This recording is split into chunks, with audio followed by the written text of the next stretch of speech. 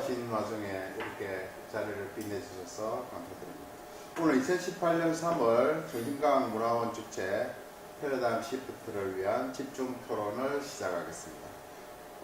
주제는 과학적 방법론과 정신과학 연구의 적용. 과학적 방법론을 어떻게 정신과학 연구에 적용시키느냐에 대해서 우리 정규석 교수님께서 지금 강원대학교 경영학과 교수님을 계시고 사단법인 한국정신과학회 부회장 및 총무이사를 맡고 계십니다. 발표 내용을 대충 정리해 보면은 과학을 통하여 인류 문명은 진보하였다. 대다수의 사람들은 과학적 지식을 배우고 활용한다. 이런 내용입니다. 그래서 이 과학적 방문론의 엄밀성을 요구하는 학문적 세계가 되었던 엄밀성을 요구하지 않는 개인의 경험이 지식 축적 가득이든 모든 분야에 과학적 방문론을 적용해야 된다. 그래서 우리의 그 마음공부 정신과학에 어떻게 과학적 방문론을 적용하는지를 오늘 설명해 주시겠습니다. 자, 정규석 교수님을 모시겠습니다. 반갑습니다. 사실은 이제 저희가 뭐 전문적 연구가도 있고 전문적 연구가가 아니고 그냥 이제 아마추어적 연구를 하시는 분들도 있고 그런데 기본적으로 전문적 연구가의 경우는 사실 이 방법론에 대해서 다 익혀서 잘 알고 있습니다. 근데 이제 그렇지 않은 경우는 이 방법론에 대해서 사실은 배우지 않은 경우가 많아서 제가 좀 그거를 좀 소개를 좀 하려고 그럽니다. 오늘은 뭐 제 고유한 아이디어는 없고요. 그냥 기존의 연구 방법론은 이런 거다. 이런 거를 소개하려고 그럽니다. 좀 내용이 한 17쪽 되는데 보통 대학원 처음 들어가면은 이제 필수로 배우는 게 조사 방법론입니다. 그래서 한 학기 배우면서 하는데 지금 제 준비한 내용은 한 2주 정도에 걸쳐서 하면 적당한 내용인데 1시간 반 정도 하기 때문에 굉장히 주마 간산식으로 넘어가겠습니다. 그래서 한번 쭉 훑어보시면서 제가 충분히 다 터치는 못하고 관심 있는 부분이 있으면 그런 부분은 또 말씀을 해주시면 그런 부분은 좀 더 집중적으로 설명을 하겠습니다. 자, 우리가 이제 사실은 많이들 느끼고 있지만 이 과학적인 연구라는 게 뭐냐 했을 때 과학의 5가지 목적을 보통 듭니다. 첫 번째는 타이폴로지, 분류예요. 어떤 현상을 설명할 때 분류를 해야 이해하기가 상당히 쉬워집니다. 사람, 그러면 남녀 이렇게 구분해야 그 다음에 남자의 특성은 뭐고 여자의 특성은 뭐고 또 우리 동양적으로 얘기하면은 양, 뭐 이렇게 분류죠. 그 다음에 우리가 부에 대해서 하려면 부자와 빈자 뭐 이렇게 한다든가 그 다음에 이제 그건 2분류고 만약 3분류로 한다고 그러면은 뭐 천지인이다. 이것도 3개로 분류를 한 거죠. 그 다음에 아까 소득도 부자와 빈자 이렇게 2분류를 할 수도 있고 3분류를 한다고 그러면 고소득, 중간소득, 뭐 저소득 이렇게 할 수도 있고 그 다음에 이제 4분류로 한다고 그러면은 이 동서남북 뭐는 또 사상 그 다음에 아까 소득 같은 경우도 더 나눠서 뭐 상위 20%, 25%, 상위 50%, 뭐 75, 100 이렇게 나눌 수도 있고 그 다음에 5가지 분류를 한다 그러면 이제 오행 같은 건 5가지 분류죠. 6분류, 7분류 뭐 얼마든지 할 수 있습니다. 근데 분류 내가 했다 그런 것 자체가 의미가 있는 건 아니에요. 분류를 이렇게 했더니 설명이 뭔가 잘 되더라. 이렇게 되면 이제 이게 의미가 있는 겁니다. 그래서 분류는 분류 자체보다는 현상을 분류를 했더니 얼만큼 잘 설명할 수 있느냐 그게 생명력이다. 그리고 이런 분류를 할 때는 2가지 조건이 있는데 exclusive and exhaustive. 어느 하나의 개체가 여기도 들어가고 저기도 들어가면 안 돼요. 그러니까 남자 여자 했으면 남자거든 여자 해야지 중간에 남자도 아니고 여자도 아니고 이러면은 이게 그게 익스클루시브입니다. 여기 들어가면 저기는 안 들어가야 돼. 그 다음에 빠지는 대상이 있으면 안 돼요. 그래서 이그조스티브 이런 2가지 조건들을 보통 얘기를 합니다.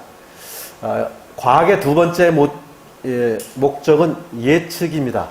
뭔가 미래에 대한 예측. 이러면 이러게 되겠다. 그 다음에 세 번째 목적은 설명인데 지나간 과거 같은 거를 설명을 합니다. 우리 머시메로 이야기라고 있죠. 머시메로를 꼬마들한테 주고 1시간 있다 먹으면 하나 더 줄게. 있는데 바로 먹은 애들 있고 1시간 있다 하나 더 받아서 먹은 애들 있고 결국 이제 인내심이죠. 그래서 그걸 그룹으로 나눠 가지고 나중에 걔네들이 성장한 다음에 몇십 년 뒤에 봤더니 그때 참고 하나 더 타먹은 애들이 성공률이 높더라. 그러면 이제 결국은 인내심이 성공에 영향을 미치는구나. 이런 식으로 과거의 어떤 설명을 할 수 있죠. 네 번째 과학의 목적은 인과 구조를 이해하는 겁니다. 어떤 원인이 어떻게 결과에 영향을 미치는지 인과 구조 메커니즘을 이해하는 거죠. 예를 들어서 공부를 하면 이게 원인이에요. 성적이 올라간다. 왜 올라갑니까? 바로 왜라는 게 이제 뭔가 설명을 쓰면 인과 구조죠. 그 다음에 이제 아까 노력이 성공에 미친다, 사교육이 대입의 성공도에 영향을 미친다, 이런 식으로 뭔가 인과관계를 파악을 하는 겁니다. 자, 우리 이제 인과관계를 얘기할 때 원인이라는 거를 한번 여러 가지로 생각을 해볼 수 있어요. 첫 번째는 원인이 두 가지로 분류되는데 식별이 가능한 원인이 있고 또 하나는 식별이 안 되는 원인이 있습니다. 식별이 안 되는 원인을 우리는 chance cause, 우연 원인, 이걸 보통 우연이라고 불러요. 그러니까 우연이라고 하는 것도 뭔가 원인이 있는데 내가 파악 못한 걸, 이걸 그냥 우연이라고 부르는 겁니다. 그리고 사실은 우리 학문이라는 거는 이 우연을 일로 계속 찾아내는 과정이에요. 그러니까 옛날 원시인들은 자연현상에 대해서 아는 게 없었어요. 다 우연이에요. 또는 신의 뜻이거나 이거를 자꾸만 연구를 해서 이런 원인이 이렇게 결과를 미치는구나를 끊임없이 과학이라는 거는 이 우연을 정복하는 과정이다. 이렇게 보시면 되겠어요. 또 이제 어떤 분류는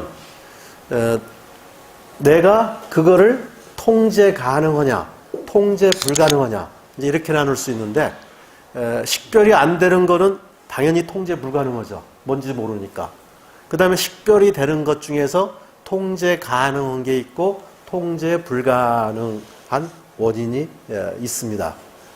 자, 그래서 보통 우리가 세상 사는 거는 운치기삼이야 이런 얘기를 많이 하는데 여기를 운이라고 보고 요거를 어떤 실력에 의한 자기 노력에 의한 영향을 줄 수 있는 거 이렇게 좀 판단할 수도 있습니다. 근데 이제 통제 가능하냐 불가능하느냐는 사람마다 달라요. 예를 들어서 정지호 씨 같은 사람은 다른 사람이 이건 안 돼 하는 거 자기는 할 수 있다 이렇게 생각하고 도전해서 하고 그래서 요거에 대한 판단은 좀 사람이 자기가 어떤 역량을 가지고 있느냐 어떤 태도를 가지고 있느냐에 따르죠. 일반 사람들은 어떤 사회적인 어떤 제도 이런 게 있으면 그건 통제 불가능하죠. 근데 정치가는 통제할 수 있죠. 사회 제도를 바꿀 수 있는 위치에 있으니까 통제할 수가 있죠. 그래서 통제 가능이냐 불가능하냐는 그 사람의 역량이나 태도에 따라 달라지고 우리 행복하게 산다 이런 것들이 정신과학 중에 중요한 부분 중에 하나인데 사실은 인생이 불행하냐 불만이 많으냐 행복을 많이 느끼느냐에 굉장히 중요한 기준은 어떤 상황이 내가 통제 가능하냐 불가능하냐의 판단을 빨리 해가지고 통제 불가능하면 적응하고 통제 가능하면 내가 도전해서 극복하고 이게 사실은 정답입니다. 근데 어떤 사람들을 보면은 통제 안 되는 거에 그냥 막 매달려서 계속 애태우고 이런 경우에는 사실은 인생이 좀 상당히 좀 불만스럽죠. 옛날에는 특히 이제 통제 안 되는 이런 부분들을 신의 뜻이라고 해서 종교가 굉장히 큰 역할을 했습니다. 번개치면 신이 놓였구나. 근데 요즘에는 이제 그렇게 생각하는 사람 없죠. 그래서 요즘에 종교를 믿는 사람이 상당히 줄어든 이유 중에 하나가 옛날에는 종교의 설명적 기능이 굉장히 컸는데 지금은 설명할 게 없어요, 종교가. 그러다 보니까 이제 좀 과학이 설명을 해버리고 종교의 역할이 상당히 줄어들었습니다. 참고로 이제 이 원인과 결과에서 뉴턴 역학 쪽에서는 원인이 결과에 대해서 100% 영향을 미친다 이렇게 하고 양자 역학에서는 불확실성이 있다. 그 사회과학 같은 경우는 보통 통제 가능 원인이 상당히 제한적입니다. 자연과학에서는 이 통제 가능성이 상당히 높은데 사회과학은 상당히 통제 가능성이 매우 제한적이다. 또 우리가 정신과학 하는 사람들의 경우는 많은 사람들은 이 정신현상은 내가 통제가 안 되는 거다 이렇게 생각하는데 정신과학 하는 사람들은 그쪽에 상당히 통제가 가능한 부분이 굉장히 많이 있다. 행복하고 불행도 내가 또 결정할 수 있고 이렇게 하는 거니까 특히 이제 이 하나의 원인으로서의 마음의 중요성 이런 것들을 이해하고 그런 거를 활용하려고 하는 사람이다 이렇게 볼 수가 있죠. 그 다음에 이제 운이라는 얘기를 했는데 아까 운칠기삼이라는 얘기를 했죠. 근데 이 운이라는 거에는 대수의 법칙이 따릅니다. 그래서 숫자가 점점점 많아지면 내가 처음에 동전 던졌을 때 앞이 나오면 1,000원 따고 뒤가 나오면 1,000원 잃어요. 그러면 한 번 던지면 1,000원을 따거나 잃거나 큰 사건이지만 계속 던져보면은 평균치에 접근합니다. 그래서 대수의 법칙은 결국은 평균의 확률에 접근한다라는 거죠. 운도 마찬가지로 어떤 짧은 기간을 놓고 보면 운칠기삼이지만 길게 보면 운의 역할이 점점 줄어들어요. 그래서 오래 가면은 운오기오, 더 가면 운삼기칠. 우리 고스톱을 칠 때 짧은 시간 치면 운 좋은 사람이 땁니다. 근데 길게 치면 결국 실력 있는 사람이 다 따가요. 이게 같은 겁니다. 그래서 우리가 인생에 있어서 운이라는 거가 장기적으로는 대수의 법칙에 의해서 공평해지고 또 우리가 모르면 운이고 사실은 알면 실력입니다. 얼마 전에도 여기서 얘기를 하는데 어떤 분이 뭐 주식이 뭐 항상 뭐 잘 안 되고 막 그러니까 JJ가 있다가 운이 그 사람은 운이라고 생각하는 거예요. JJ가 있다가 본인이 실력 없어서 못 터지겠다 가지고 딱 하더라고요. 그러니까 사실은 모르면 운이라고 그러는데 사실은 알면 그게 실력이죠. 그 다음 우리가 이제 학문이라는 게 뭐냐 보면 여러 가지 학문이 있죠. 이 학문의 분류는 결국은 종속변수와 독립변수가 뭐냐가 학문을 정하는 겁니다. 자연과학, 사회과학은 자연현상을 다루냐 사회현상을 다루냐, 순수과학이냐 응용과학이냐는 진리 그 자체냐 유용성을 다루냐. 우리 경영학 같으면은 기업이나 조직과 경영현상인데 생산관리 그러면 생산활동을 독립변수로 다루는 거고, 인사관리는 사람을 관리를 독립변수로 다루는 거고, 뭐 마케팅은 고객을 주로 뭐 하는 거고, 뭐 이런 식으로 다루는 겁니다. 그러니까 결국 학문의 분류라는 거는 결국 독립변수와 종속변수가 뭐냐에 따라서 학문의 분류 체계가 되는 거죠. 우리 정신과학 같으면 당연히 종속변수는 우리 body, mind, spirit, 뭐 정기신 이런 거고, 독립변수는 여기에 뭐 어떤 수련이나 뇌나 또 우리 생각 같은 의식작용이 어떤 영향을 미치는지 이런 거를 다루는 거겠죠. 그 다음에 이제 과학적 접근 과정에서 우리가 퍼셉션의 오류 이런 거를 좀 주의해야 될 거를 몇 가지 좀 열거하면은 내가 어떤 게 중요하냐 이런 거는 이 가치인 경우가 많아요. 그래서 우리가 과학과 가치를 구분을 좀 해야 됩니다. 그래서 우리 정신과학을 하다 보면은 이 가치를 과학에 삽입하는 거에 대해서 상당히 사실은 조심을 해야 됩니다. 그래서 저도 좀 며칠 동안 이 불교에 대해서 이렇게 유튜브에서 쭉 했는데, 이 보시를 해야 깨달을 수 간다고 그러는데 저도 잘 모르겠어요. 진짜 그냥 그게 그렇게 하면 세상이 좋아지니까 도덕적으로 하는 얘기인지, 꼭 그걸 해야 뭔가 깨달음이 오는 건지. 그러니까 사실은 우리가 과학하는 입장에서는 가치냐 이게 과학이냐를 좀 가급적 냉정하게 구분하는 이런 자세가 필요하고 그게 과학으로 들어가려면은 계속 데이터에 의해서 검증이 돼야 되는 거지. 그래서 특히 과학과 가치를 과학에다가 가치를 섞으면 안 된다라는 거죠. 그러니까 제가 얘기하는 거는 가치 자체가 예를 들어서 깨달음과 관계 없다라는 게 아니고 관계가 있는지 없는지 증명이 안 된 상태에서 막 있다고 생각하는 거는 도덕이다 이거죠. 과학이 되려면 실제로 뭔가 데이터에 의해서 검증이 돼야 그런 얘기를 할 수 있는 거지. 근데 그런 거를 검증한 거를 별로 못 봤어요. 근데 최근에 그 일본 변호사 한 사람이 뭐 자기 고객 10,000명을 쭉 해봤더니 소위 말 적선지가 필요하기처럼 좀 뭔가 안 좋은 사람들은 뒤끝이 결국 안 좋더라. 좀 착한 사람이 복 받더라. 이런 거는 사실은 그 사람이 데이터 모든 걸 집계를 안 했지만 그 사람은 그걸 이제 과학으로 바꾼 거예요. 사실은 해보니까. 그러니까 우리가 좀 연구하는 과정에서는 가치와 과학 그 두 가지를 좀 분해야 될 필요가 있다.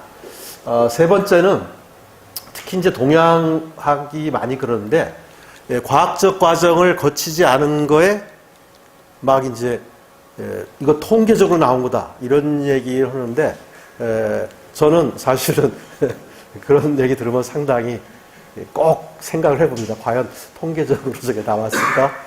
예를 들어서 관상, 이거 통계라고 그래요. 근데 관상하시는 분들 보면 뭐 코가 뭐에 해당하기 때문에, 근데 뭐에 해당하기 때문에가 나오면 벌써 통계 아닐 가능성이 높습니다. 그냥 통계는 이런 모양이 나왔더니 요다 가지고 그 다음에 거기에 아까 소위 말하면 인과 구조까지가 충분히 검증이 돼야 그 다음에 그 얘기로 들어가는 거지. 무슨 눈은 뭐에 해당하고 이런 식으로 하는 순간 그거는 사실은 통계적 검증 과정을 안 거쳤을 가능성이 상당히 높습니다. 그래서 제가 볼 때는 동양학 중에서 약이나 침술은 확실하게 그런 엠피리컬하게 얻어진 것 같고 나머지는 아직 에비던스가 없어요. 그렇게 했다라는 에비던스가 없습니다. 그 다음에 이제 다음으로는 몇 개의 사례를 가지고 확대 해석하는 거를 좀 조심해야 됩니다. 우리 자연인이란 그 TV에 보면은 나는 뭐 산에 가서 뭘 열심히 먹었더니 나았다. 어떤 사람은 무슨 운동을 했더니 나았다.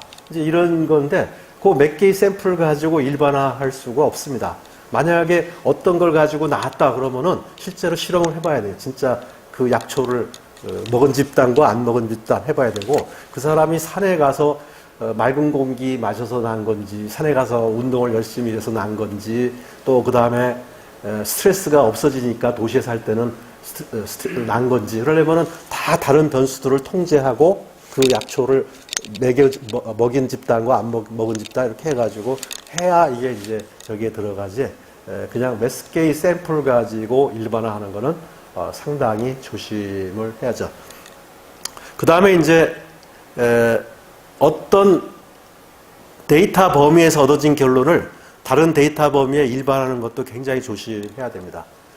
우리 보통 키와 몸무게의 관계 그러면 키에서 110 빼면 무게다. 이게 평균이다. 그러죠. 그러면 170인 사람은 60kg면 적당해. 이렇게 다 아시죠? 이 식은. 그러면 키에서 110 보면 무게면 키가 100cm인 사람은 몸무게가 얼마 돼야죠? 마이너스 10 아니에요. 이 식은 말이 안 됩니다. 요 식은 성인들을 대상으로 해서 얻어진 식이에요. 저걸 어린애한테 적용하는 순간 저게 안 맞아요. 그러니까 우리가 어떤 데이터 결론이 나왔어도 그 범위에서 좀 해야 돼요. 그러니까 예를 들어서 한국인들을 상대로 사주를 했더니 딱 맞더라. 또는 관상을 했더니 맞더라. 그러면 그게 서양인한테도 맞는지, 다른 지역에 있는 사람한테도 맞는지, 이런 것들을 확장할 때는 거기도 실험을 거쳐야지. 그냥, 한국인한테 맞는 게 사람한테 맞는다. 이렇게 확정하는 거는, 조금, 외적 타당성에 문제가 있기 때문에 굉장히 조심해야 됩니다. 그 다음에 이제 사후 해석. 우리 경제학자들끼리 보면은, 항상 보면 경제학자들이 예측이 틀리대요. 많은 사람이 어렵대요. 근데 경제학자란, 본인들끼리 그러는 거지. 사후에 왜 자신의 예측이 틀렸는지를 설명할 수 있는 사람이다. 뭐 이런, 경제학자들끼리 이제 하는 여러 가지 농담들 중에 하나입니다. 그래서 사후 분석으로는 사실은 의미가 상당히 적죠. 사전 예측력이 있어야죠. 그 다음에 이제 인과관계 따질 때 굉장히 어려운 게, 그래서 사회적 책임과 경영성과 보면은 사회적 책임을 열심히 수행한 기업이 성과도 좋더랍니까? 아니면 성과가 좋은 기업이 사회적 책임의 비용을 많이 씁니까?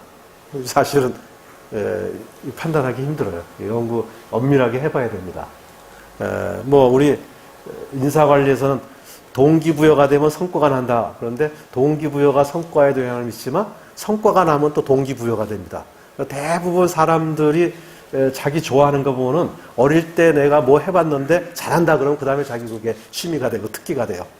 대부분 성과가 좋아야 이게 모티베이션이 생기는 이런 경우들도 상당히 많습니다. 그 다음에 이제 과학의 5번째 목적은 통제예요. 통제는 이제 이런 인과관계가 나오면 내가 좋은 결과를 얻기 위해서 X를 바꾸는 거죠. X라는 원인을 바꾸면 좋은 결과가 나오는 거죠. 인류 문명의 발전은 다 이거죠. 결국은 이런 과학을 통해서 유용한 방향으로 X값을 바꿔서 Y값을 바꾸는 거죠. 그 다음에 이제 연구 방법론에서의 연역법과 기납법. 요게 여기는 안 뜨네요, 이미지가. 그냥 요거 보고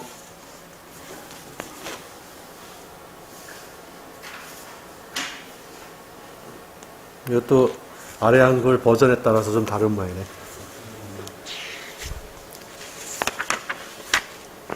자, 프린트물 보시면서 좀 하시죠, 뭐, 이게 좀. 자, 우리가 이제 연구라고 하는 게, 점선 위쪽이 이론의 세계고, 점선 밑에가 사실의 세계입니다. 그래서, 우리가 왼쪽에 위에 보면은 가설이라는 게 일단 얻어져요. 근데 이 가설은 두 가지에서 얻어집니다. 하나는 기존 이론에서 얻어지는 거를 연역법이라고 그래요. 그래서 A는 뭐 여러분들이 잘 아는 A는 B고 B는 C니까 A는 C다.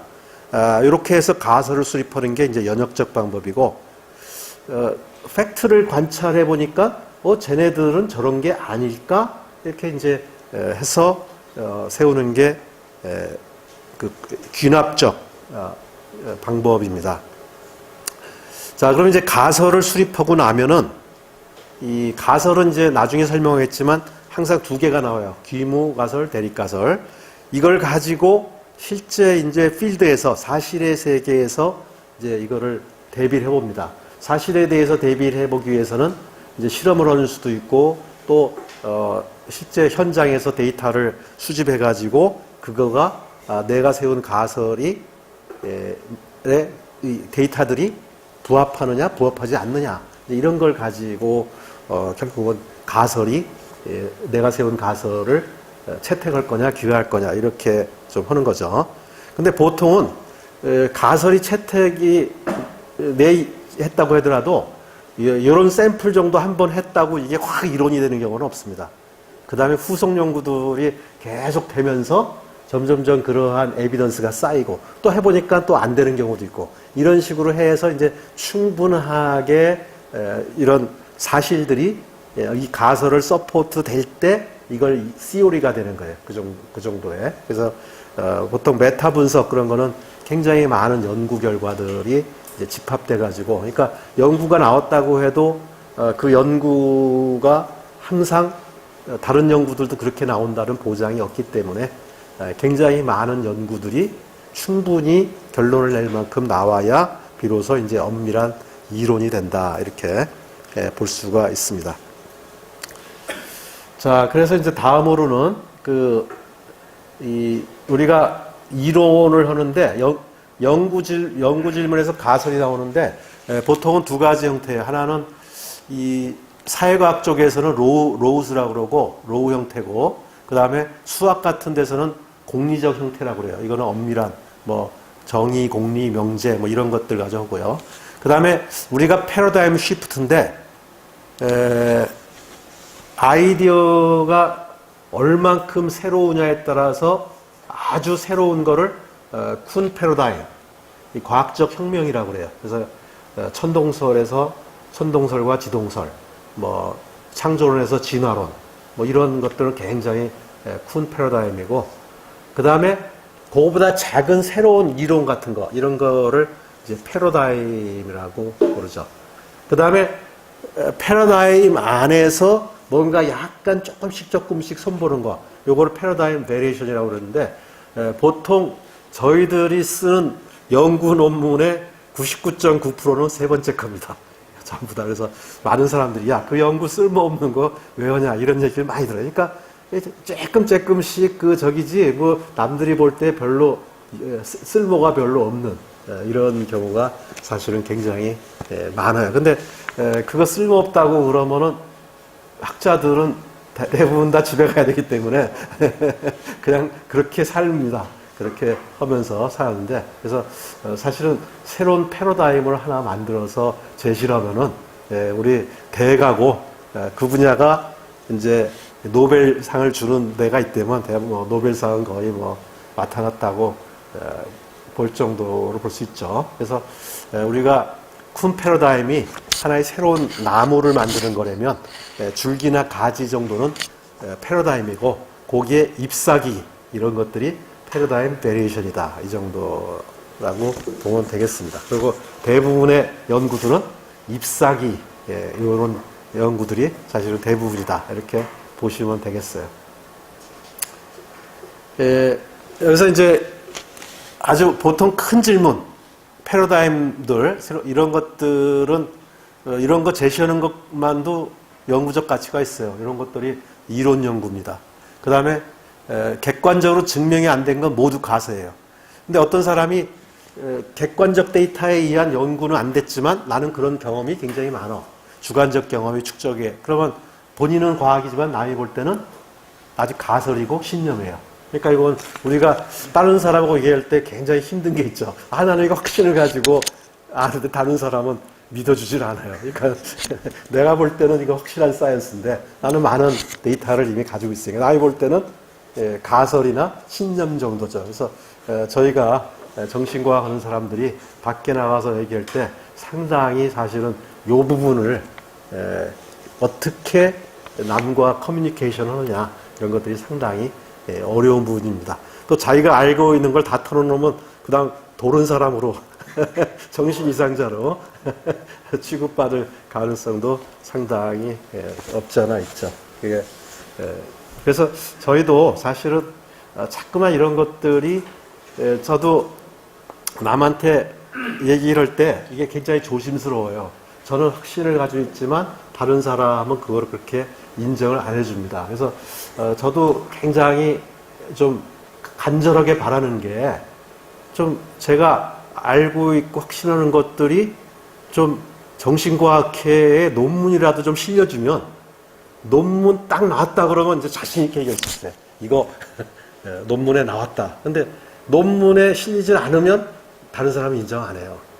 그래서 이 부분이 사실은 저희가 학회를 통해서 사실은 이런 것들이 논문으로서 사실은 발표가 되고 축적이 돼야 이게 확산이 되고 다른 사람과 소통이 되지, 주관적 경험의 세계에 머무는 한은 영원히 그냥 고립된 섬일 수밖에 없다. 그 집단이. 그래서 그렇게 봅니다. 그래서 정신과학회가 좀 그런 것들을 많이 연구를 좀 축적을 해야 되지 않나 이렇게 생각을 좀 합니다. 특히 한국에서 특히 그런 것 같아요. 미국 같은 경우는 뭐 좀 이런 것들이 많이 근데 외국에서 된 논문들도 우리가 그런 거를 들여다가 번역만 잘하고 소개만 해도 사실은 괜찮습니다. 그런 작업을 해도. 그러니까 제가 볼 때는 학회가 자체 연구 결과가 좀 적으면 외국의 논문들을 갖다가 좀 이렇게 많이 소개하는 이런 역할을 해도 상당히 큰 힘이 될 것 같습니다. 그 다음에 이제 토톨로지라고 동어 반복이 있어요. 그래서 이런 것들을 우리가 좀 피해야 되고요. 이 가설의 재생산에 주의를 해야 됩니다. 그러니까 누가 이런 거 아냐? 라고 얘기를 하면은 이게 아직 가설 단계고 검증이 된 게 아니거든요. 근데 다른 사람들이 인용하고 또 재인용하고 하면서 갑자기 이게 시오리처럼 돼버려요.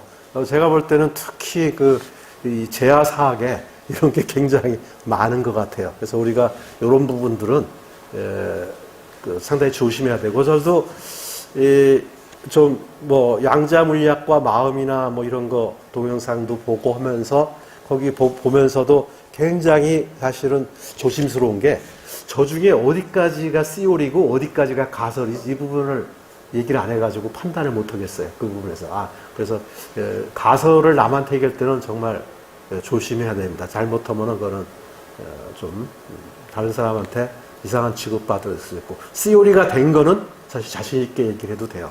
그래서 특히 이 가설이 가설을 낳고 뺑뺑 돌면서 막 서로 그룹끼리 확신을 갖고 막 확고한 이론처럼 돼버리는 이런 것들은 저희가 상당히 조심을 해야 됩니다. 그래서 항상 우리가 논문에 대한 근거가 필요해요. 도대체 그게 언제 실렸느냐. 요거 하나가 무지하게 중요한 겁니다. 예를 들어서 수맥. 그럼 수맥에 관한 논문이 있느냐. 수맥의 효과가 나왔느냐.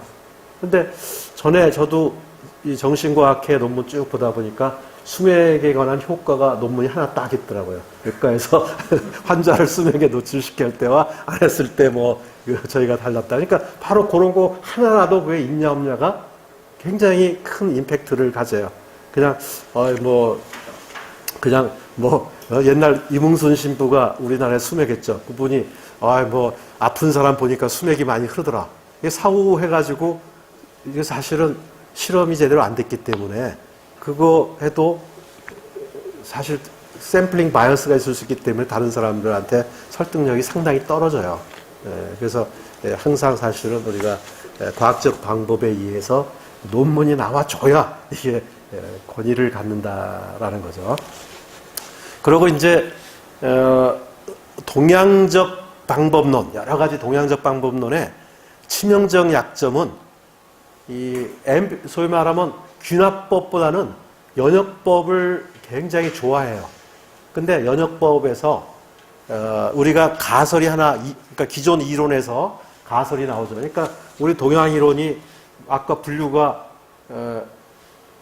2개면 음양, 3개면 천지, 4개면 사상, 5분류면 오행, 6합, 7성 이렇게 해가지고 딱 분류해놓고 거기서 막 주물러 버리면은, 그러니까 이제 저도 가설 얼마든지 만들 수 있어요. 이게 5개면 당연히 오행이죠.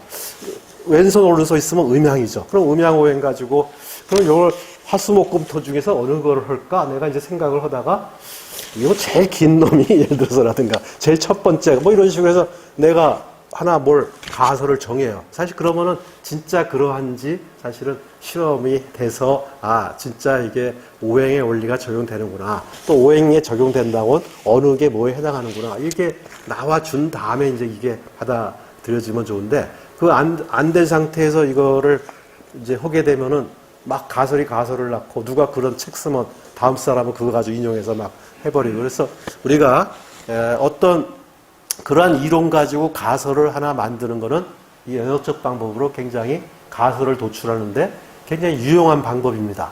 근데 이제 요 가설이 하나 딱 만들어지면 거기서 멈춰서 요게 진짜 그러한지 요거를 갖다 테스트를 하고 그렇다라고 하면 그 다음 단계로 넘어가야 돼요.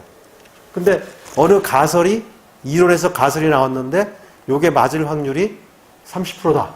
근데 이 가설이 또 가설을 낳고 또 가설을 낳으면은 가설이 3번 가면은 30%에 3승하면은 0.008이 돼버립니다. 그러니까 동양하는 사람들은 가설을 막 뻥치게 해요. 이거 막 섞어서 막 그거 단계 말해서 보면은 몇 단계를 넘어가 버려요. 내가 볼 때는 몇 단계 넘어간 거는 거의 다 꽝입니다. 그럴 맞을 가능성이 없어요. 그러니까 일단 기본에서 가설이 하나 초보 단계 나오면 거기서 충분히 이게 테스트 받고 맞다라고 한 다음에 다음 단계로 넘어가야지. 그거를 몇 개 섞으면은 뭐 거의 맞을 확률이 제로죠. 자, 그럼 이제 가설이라는 얘기를 했는데, 가설은 항상 이제 두 개를 놓고 어느 거 택할래? 이제 이거 하는 두 개 중에 하나를 선택하는 겁니다. 근데 이 가설은 귀무가설, 대립가설 항상 있어요. 귀무는 무로 돌아간다. 영어로는 널, 꽝이에요. 소위 말하면 가설 1은 꽝됐다. 이런 얘기예요. 대립가설은 이제 이거에 대한 대립된 거고, 그래서 우리가 연구와 반대되는 말은 공부입니다.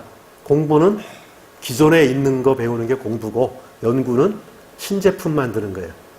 그래서 이제 그 차이인데, 그래서 모든 연구는 기본적으로 신제품이다. 이겁니다. 그러면은 새로운 뭔가를 내는 거죠, 내가. 아, 이런 거 같다.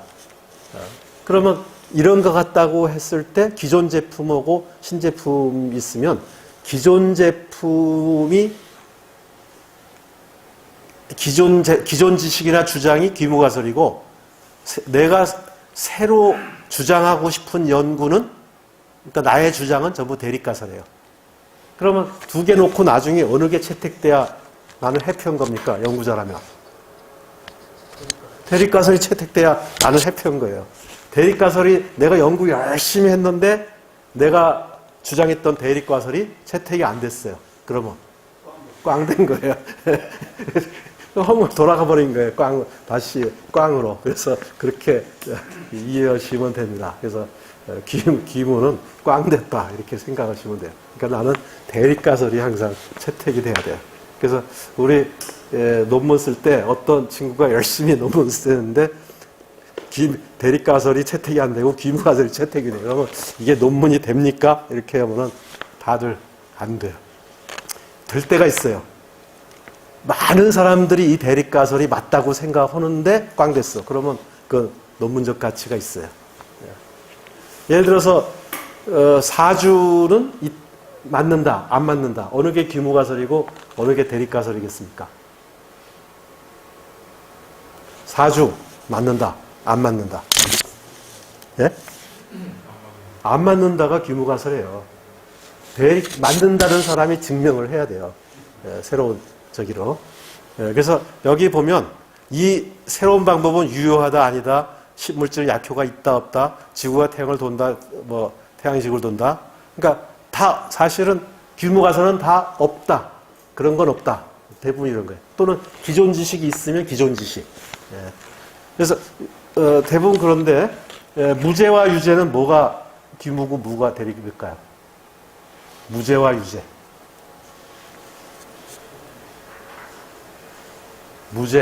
무죄다, 유죄다. 무죄가 귀무가설이에요. 그러니까 누가 증명을 해야 됩니까? 유죄임을 증명해야 됩니까? 무죄임을 증명해야 됩니까? 둘 다 증명 못했어요. 무죄임도 증명이 안 됐고 유죄임도 증명이 안 됐어요. 그러면 뭐라고 판정합니까? 판정은 무죄라고 판정합니다. 그러니까 항상 대립가설이 자기가 증명해야 되니까 이 과학은 보수적 입장입니다. 왜냐하면 새로운 거를 막 받아줬다가 이게 오류가 생기면 안 되기 때문에 항상 새로운 게 자기를 증명해야 될 책임이 있는 거예요. 그래서 이런 부분들이 우리가 정신과학이라는 거는 크게 우리 사회로 보면은 사실은 그런 거 없다가 귀무가설이에요. 우리는 그런 거 있다라는 거고. 그래서 항상 우리가 좀 이렇게 우리가 주장하는 게 있다라는 거를 증명해야 될 책임을 저희가 가지고 있는 겁니다. 기본적으로.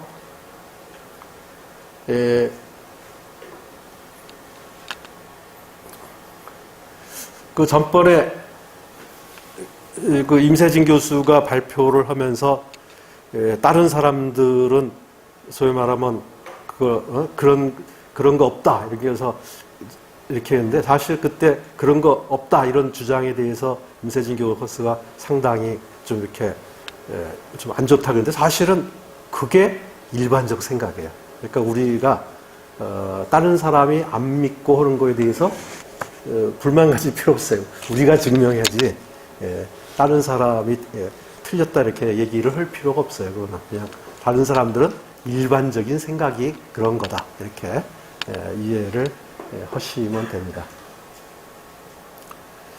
자, 여기 보면은 이제 여기 사주는 유효하다, 유효하지 않다. 인간의 체질은 사상으로 분류된다, 안 된다. 오행된다, 안 된다. 영혼 있다, 없다. 윤회 있다, 없다. 뭐, 다 없다, 못한다. 또 이제 키 같으면, 한국 사람들 성인 남자 키는 170이라고 우리가 이미 잘 알려진 사실이에요. 그럼 이제, 170이다? 요새 더 큰 것 같아. 이러면은, 170이다가 규모가설입니다. 큰 것 같다가 대립가설이 되고 이런 식으로 기존에 잘 알려진 거. 뭐 그 다음에 천동설이냐 지동설이냐 할 때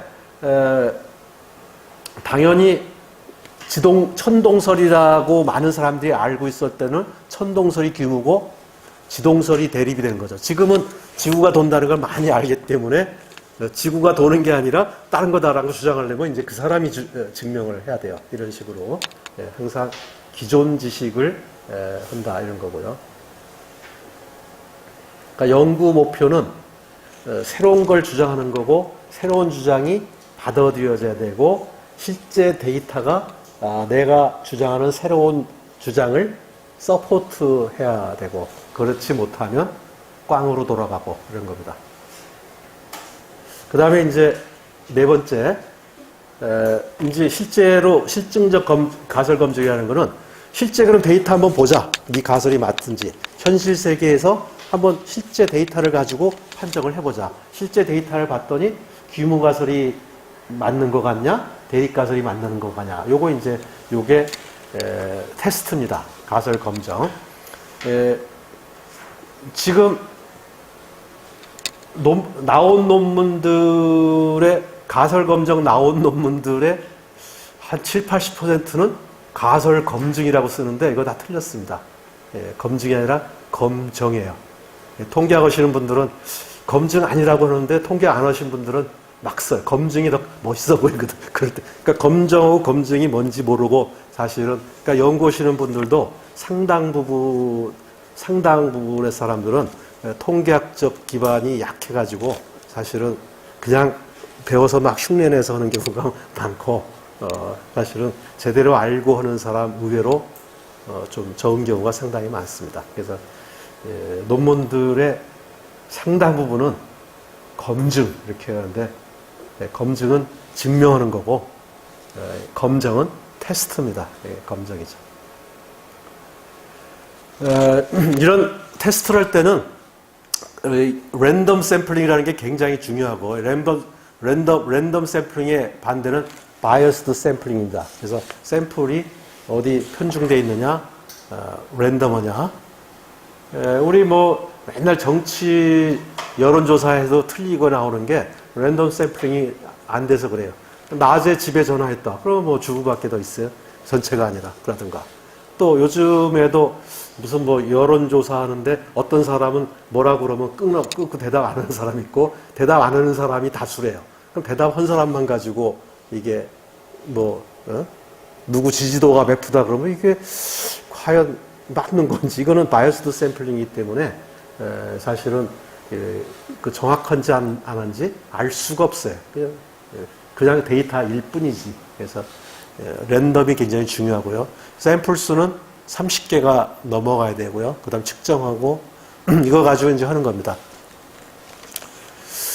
자, 이제 판정은 어떻게 하냐면 일단은 규모가설이 기본입니다. 규모가설. 그래서 샘플 실제 현실에서의 내가 데이터 값이 그걸 샘플 값이라고 그러죠. 규모가설에서 충분히 나올 수 있는 값이다. 이걸 그러면 규모가설 채택하고 샘플 값이 규모가설에서 얻어졌다고 보기에는 굉장히 예외적이다. 보통 5%나 1% 이내 하면은 대립가설 채택을 합니다. 그 7쪽을 한번 보시죠. 7쪽. 자, 여기 있습니다. 전에 월드컵 축구 경기를 문어가 맞췄다. 뭐 이제 이런 게 떠들썩했죠. 예. 한 번 했는데 한 번 맞췄어요. 100% 맞힌 거죠. 이거 귀무가설, 대립가설은 뭘까요, 일단? 문어가 맞힐 확률이 2분의 1이다가 귀무가설이고 2분의 1이 아니다. 또는 2분의 1 넘어선다가 대립가설이 될 수밖에 없습니다. 그냥은 2분의 1이죠. 누가 둘 중에 하나니까. 예, 봅시다. 좀 전에 확률이라는 단어가 이해가 안 돼서 좀 지금, 근데 한 번 행동을 가지고 확률이라는 단어를 쓸 수 있어요? 막 100% 맞췄잖아요. 몰라서 쓸 수 있죠. 내가 한 번 했는데 한 번 맞췄어. 난 100%죠. 예. 지금 확률 얘기하려고 그런 겁니다, 지금. 내가, 그러면, 문어가 100% 맞췄어요, 지금. 한 번 해서 한 번 맞춰서. 그러면, 문어가 진짜로 능력이 있습니까? 아니면, 그러니까 2분의 1이라는 건 우연이에요. 우연이다? 아니다. 이제 이렇게 바꿀 수 있어요. 우연입니까? 아니면 능력이 있는 겁니까? 뭐라고 봐야 돼요? 예? 우연이라고 보죠. 2번에서 2번 맞췄어요. 우연이에요? 진짜 뭔가 능력 있는 문어예요. 예? 그럼 3번에서 3번 맞췄어요. 3번 다 맞췄어요. 우연이에요? 우연이라고 봐야 돼요? 능력 있다고 봐야 돼요. 4번에서 4번 다 맞췄어요. 우연이라고 봐야 돼요?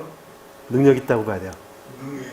요때 우리가 이제 통계학에서는 5% 내지 1% 이내의 확률이 일어나면 우연이라고 보기는 어렵지 않느냐. 이렇게 가는 겁니다. 그게 아까 5% 내지 1% 얘기해요. 그러면 한 번에서 한 번 맞출 확률은 2분의 1이죠. 50%예요. 이거는 당연히 귀무가설 있죠. 귀무가설 안 벗어나는 거예요. 2번에서 하면 4분의 1. 3번 연속 맞출 확률은 8분의 1입니다. 이거는 12.5%, 8분의 1의 확률은 3번 다 맞출 수 있어요. 운으로도. 4번 맞출 확률은요. 6.2%입니다. 6.25%. 요것도 우연이라고 칩니다.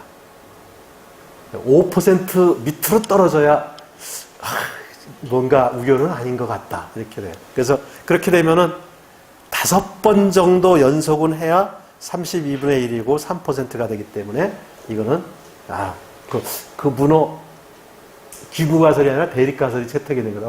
그건 능력 있는 문어야. 일단 되는 겁니다. 그런 문제에서 만약 그게 그 귀무가설이냐 뭐냐 되기 이전에 첫째 문어가 축구 경기라는 걸 과연 이해할 수 있을까? 그러니까 그 둘 사이에 뭔가 인과관계가 가설이 걔도 나서 그 다음에 걔도 초능력 문어마이죠. 모든 그러니까 이제 일단은 우리가 아까처럼 통계적으로 이걸 보고 그 다음번에 이제 뭔가 의미 있는 사건이 일어나면 그건 뭘까? 이게 이제 고민을 해서 그 구조를 그 문어도 뭔가 초감각 지각이 있나? 예를 들어서 그라든가 아니면은 초능력 있는 문어가 따로 있나? 이제 이런 식의 뭔가는 있어요. 또 옛날에 우리가 뭐 거북하는 거나 그러니까 또 뭐 예를 들어서 우리 시공은 없다고 그러더니 뭐 미래도 여기 같이 중첩돼 있다. 여러 가지 이런 이제 소위 말하면 파시브한 해석을 우리가 이렇게 해보고 또 그 해석일 뿐이지 그게 맞는지는 또 그런 실험을 해봐야 돼요. 그래서 이제 그런 식으로 가야죠. 일단은 의미가 있느냐 통계적으로 이렇게 보는 거죠. 그래서 이제 5번 연속 맞추면은 3% 확률이기 때문에 요건 5% 이내 수준이 들어간다. 그 다음에 6번 맞추면 1.5%이기 때문에 5% 이내예요. 그 다음에 7번 연속 맞추면 1% 이내입니다. 8번 맞추면.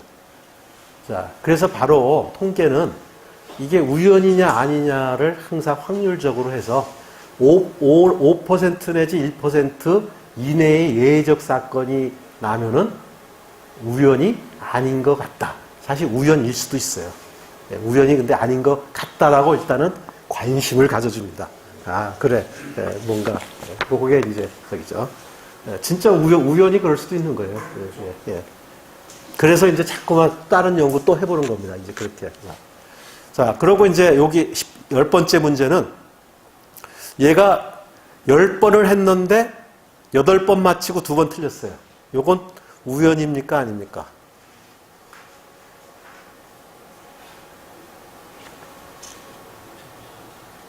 예? 예. 예. 요거는 이제 조사장님이 공대시니까 아실 거예요. 수학에 보면은 콤비네이션 10번 했는데 10번 요겁니다. 요건가 좀 잘못된. 하여튼 콤비네이션으로 10번 뽑았는데 소위 말하면 뭐의 확률이 2번 일어나고 이제 이런 식으로 해서 P에 매승해서 이제 계산해 봤더니 요건 4%니까 요 5% 이내에 들어가기 때문에 요것도 얘가 능력 있는 문어다. 이렇게 되죠. 10번 중에 7번 맞추고 3번 틀렸어요. 그러면 요거는 확률이 12%가 돼서 요거는 안 쳐줍니다. 또. 그 다음에 100번에 60번을 맞히면 요것도 의미 있는 저게. 그러니까 꼭 100% 맞춰야 되는 게 아닙니다. 50% 넘느냐 안 넘느냐. 요거 그러니까 규모 가설은 50%다. 대립 가설은 50%가 아니다. 그지? 100%라는 얘기는 아닙니다. 그러니까 그래서 이제 이런 식으로 우리가 확률을 가지고 결국은 이제 규모 가설 채택이냐 대립 가설 채택이냐인데 그래서 보통은 이제 우리가 1 내지 5%를 쓰고요. 그러니까 규모 가설 입장에서 봤을 때 1 내지 5%의 예외적 사건이 발생하면 유의하다는 표현을 씁니다. 그래 의미가 있어. 네 말이 말이 돼. 말이 돼. 유의성이 있다. 이렇게 보죠. 근데 이제 아까도 얘기했지만 우연히 이 안에 들어갈 수도 있어요. 그래서 그거를 우리가 위험이라고 합니다. 일종 가오. 소위 말하면 우연인데 우연이 아니라고 잘못 판정할 확률을 일종 과오라고 하죠. 그건 1%, 5%를 썼기 때문에 이겁니다. 또 대립가 실제로는 얘가 능력이 있는데 우리가 아까 요 밑에 것처럼 얘가 진짜 쪽집게 문어예요. 근데 3번 다 맞췄어요. 근데 아직은 3번 가지고는 부족하죠. 그러면 얘는 그냥 우연이다 이렇게 봅니다. 근데 얘는 진짜 능력이 있는 문어야. 그럼 얘는 억울하죠. 요거를 우리가 제2종 과오라고 해요. 진짜로는 대립가설이 맞는데 규모가설이 맞다고 사람들이 생각할 확률. 그러면 이걸 제2종 과오라고 그러는데 2종 과오를 줄이려면 샘플 수가 많아지면 줄어집니다. 그러니까 샘플 수가 많아지면 거의 진짜 뭐가 있으면 진짜 배기가 있으면 검출이 돼요. 그러니까 저도 전에 정신과학회 하면서 이거는 뭐가 어떤 새로운 뭔가를 그때 누군가 제시를 하더라고요. 그러면서 다른 사람이 봤더니 재현성이 없다. 재현성이 없다라는 거는 이게 결국은 해보니까 딸 때 안 된다 겁니다. 근데 그런 것도 많은 샘플만 확보하면 약간 효과 있어도 효과 있다고 해요. 샘플만 충분하면 약간만 효과가 있어도 효과가 있다고 나옵니다. 근데 샘플이 적으면 다 소위 말하면 새로운 주장이 채택될 확률이 없어요. 그래서 그게 근데 이제 여기에 규모가설이 확률이 제로인 거, 확률이 제로인 규모가설이 아까 문어가 축구 경기를 마칠 확률이 2분의 1입니다. 여러분들이 아마 뭔가 자기 예측 능력을 시험 이렇게 테스트해 보는데 여러 가지가 있겠지만 제가 보니까는 히든싱어가 그게 상당히 좋더라고요. 쫙 7명 중에 시작하기 전에 몇 번 그러면 7명 중에 누구냐? 7분의 1 아니에요. 다음에 한 명 떨어지면 6명 중에 누구냐 그러면 6분의 1이고 그럼 6, 7, 42분의 1이면은 그게 5% 밑으로 떨어지잖아요. 그러니까 두 번만 연속 맞히면 이건 유효한 겁니다. 그러니까 7명 있을 때 사전에 노래 부르기 전에 맞히고 노래 부르기 전에 해야 돼요. 왜냐하면 노래 보고 이게 하면은 그거는 이게 아니라 내 귀죠. 그러니까는 그 두 번만 맞히면은 그거는 의미 있는 겁니다. 기본적으로. 그래서 그런 게 그러니까 그때는 7명 중에서 누가 진짜 싱어냐 이렇게 할 때는 7분의 1입니다. 맞출 확률이 귀무가설이. 이제 그러고 뭐 6명이면 당연히 6분의 1이고 이렇게 그런 거죠. 근데 귀무가설이 확률이 0인 사건은 한 케이스만 있어도 이건 유의합니다. 사람은 뜰 수 있습니까? 없습니까? 그냥 못 뜨죠. 이거는 우리가 중력 때문에 못 뜬다라는 거는 뜰 확률은 제로답니다. 근데 누가 떴어요. 한 건만 있어도 이거를 유의합니다. 왜냐하면 제로인 사건이니까. 제로는 한 건만 있어도 이거는 뭐 충분히 2% 확률이어서. 그래서 우리가 어떤 경우는 샘플이 적어도 그런 게 존재하는 걸 가지고 될 수 있죠.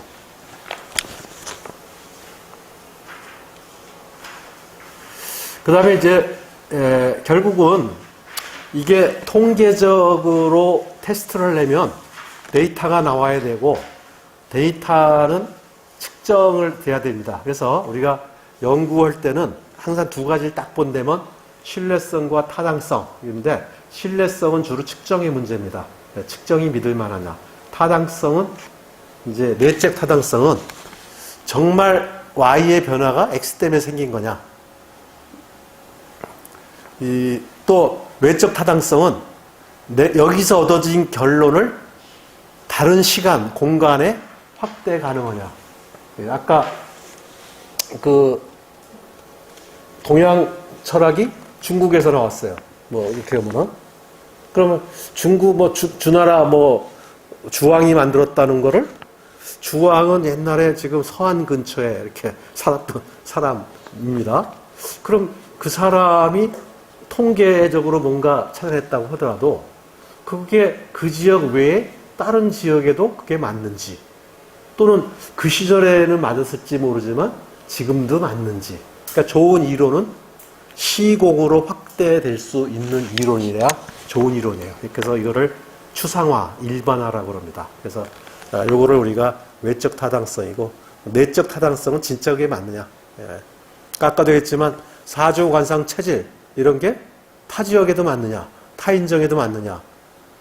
또 요즘 한국에서도 한의 쪽에 상당히 논란이 있는 게 옛날 우리 한의들은 동의보감 그거 가지고 처방을 많이 하는데 옛날에는 사람들이 전부 못 먹어서 생긴 허증이 중심이라고 그래요. 근데 요즘에는 잘 먹어서 생긴 실증이 중심인데 그럼 옛날 그 약이 지금도 똑같이 써도 처방해도 되는 것이냐. 이런 것들이 외적 타당성의 문제입니다. 그래서 그런 것들이 자꾸만 테스트를 더 해서 결론을 해야죠. 그리고 이제 측정이 안 되면 타당성은 따질 필요도 없습니다. 그 측정할 때는 두 가지를 보는데 하나는 RNI라고 합니다. 하나는 반복성. 어떤 사람이 내가 측정하고 다음번에 또 측정하고 다음번에 또 측정했을 때 똑같은 값이 나오는지. 또 재현성은 다른 사람이 측정해도 똑같은 값이 나오는지. 그래서 항상 반복성과 재현성 이거고요. 그 다음에 정확성과 정밀성이라는 컨셉이 또 있습니다. 그거는 여러분 8쪽에 보면은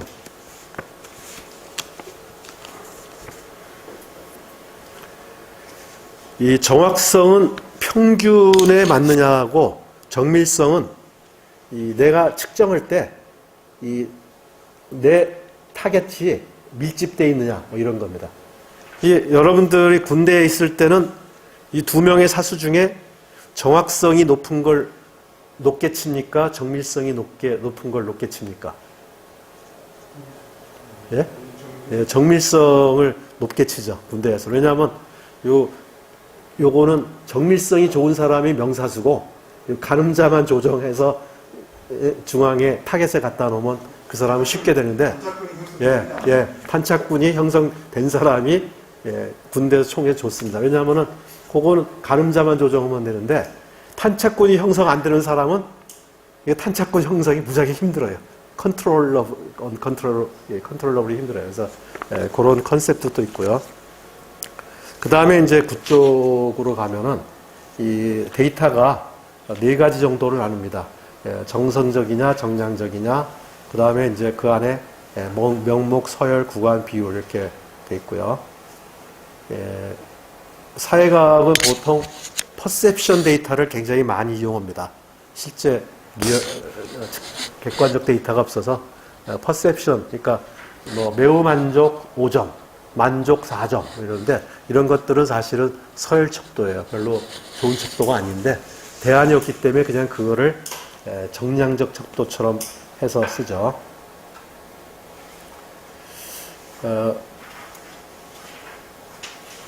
상당히 많은 것들이 실제로는 측정 가능합니다. 우리가 그러니까 동양적인 것들이 연구들이 많이 안 되는데 실제로는 연구 얼마든지 할 수 있는 부분들이 의외로 많습니다. 단지 연구를 안 할 뿐이고, 제가 볼 때는 연구를 안 하는 게 하나 있고, 연구를 해봤더니 발표할 만한 논문이 안 나오는 거예요. 소위 말하면 규모가 대립가설이 채택이 돼야 되는데 대립가설이 채택이 안 되면 덮어야죠. 뭐. 그러니까 내가 볼 때는 연구 가끔 한 사람들이 있는데 결과가 안 나와서 그랬을 가능성이 상당히 높습니다. 그럴까요? 예, 한 5분 쉬었다 하세요. 그 10쪽에는 상관관계와 인과관계 이런 게 있는데요. 거기 이 그림이 하나 있죠. 거기 오른쪽이 X라는 변수가 어느 지역의 교사 수입니다. Y가 그 지역의 술 소비량이에요. 그래서 여러 지역이 6개 지역의 교사 수와 술 소비량의 관계를 찍어보니까 플러스의 관계가 나타났어요. 그러니까 교사 수가 많으면 술 소비량이 많다. 이렇게. 교수님들이 술을 좋아하시는구나. 교사예요, 교사, 티처스.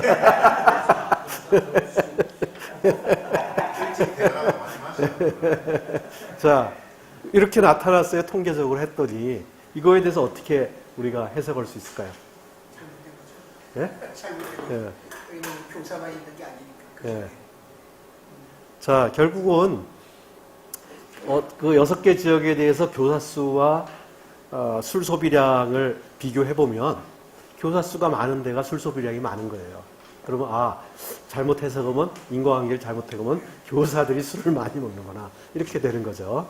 주로. 근데 사실은 인구가 많은 지역이 교사 수도 많고 술 소비량도 많은 거죠. 그러니까 사실은 인구라는 외생 변수가 여기 중요한데 그거를 빼고 또는 생략하고 이렇게 비교해 버리면은 잘못된 인과 상관관계는 있지만 이게 인과관계가 있다고 얘기할 수가 없어요. 그러니까 상관관계가 있다고 인과관계가 있는 거는 아니다. 꼭. 근데 인과관계가 있으려면 상관관계는 있어야 됩니다. 그래서 그게 필요 조건이냐 충분 조건이냐 이거에 따라 다르죠. 그래서 상관관계는 인과관계 존재의 필요 조건이고요.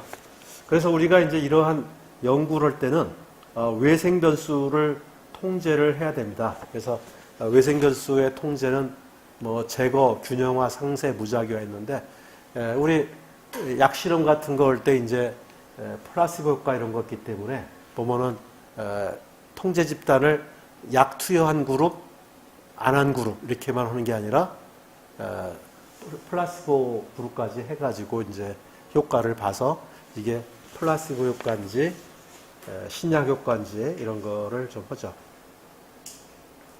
그 다음에 이제 인과관계 구조와 영향력의 정도 11쪽으로 넘어가면 결국 이제 원인이 이렇게 있을 때 결과에 영향을 미치는데 사회과학 같은 데서는 원인이 하나인 경우는 거의 없습니다. 여러 개의 원인이 결과에 영향을 미쳐요. 그래서 결국은 이 여러 개의 원인이 영향을 미칠 때 어떤 원인이 더 큰 영향을 미치냐 이런 게 굉장히 중요해요. 그래서 실제로 여기 보듯이 이렇게 식을 만들어서 해보면은 이게 일단 식을 만들어서 보면은 어느 게 더 큰 영향이 큰 거다 이런 것들이 나타납니다. 그 다음에 이제 이 관계를 1차식이냐 2차식이냐 3차식이냐 4차식이냐 이런 식으로 또 우리가 식을 만들 수도 있는데 보통은 식이 복잡해지면 좀 연구가 어려워져서 1차식이라고 생각하는 경우가 상당히 많이 있습니다. 그 다음에 이제 우리 흔히 대화를 놔두다 보면은 이 밥을 많이 먹으면 살이 찐다. 어떤 사람이 이런 얘기를 했어요. 근데 그 다른 사람이 있다가 야, 얘 봐. 얘는 무지하게 먹는데 안 찌잖아. 그러면 내 얘기가 틀린 겁니까? 맞은 겁니까? 밥 많이 먹으면 살찐다. 내가 그런 얘기 했더니 다른 친구가 있다가 저 친구는 무지하게 먹는데 안 찌잖아. 하고 반증을 했어요. 그럼 내 얘기가 맞는 거예요? 틀리는 거예요? 예? 예? 샘플이 예. 꼭 샘플이 더 있어도 반증이 가능합니다. 얘도 그렇고 나도 먹어 많이 먹는데 안 쪄. 뭐 이렇게 할 수도 있죠. 여기서 우리가 통계하고 수학을 구분해야 됩니다. 수학은 100%예요. 예외가 없어요. 통계는 예외의 학문입니다. 그래서 통계는 항상 결론이 generally speaking, 일반적으로 얘기하면, 평균적으로 얘기하면 이죠. 그러니까 밥 많이 먹어서 100명이 많이 먹었는데 그 중에 70명은 살찌고 70명이 안 쪘다 그러면 평균적으로는 밥 먹으면 찌는 거예요.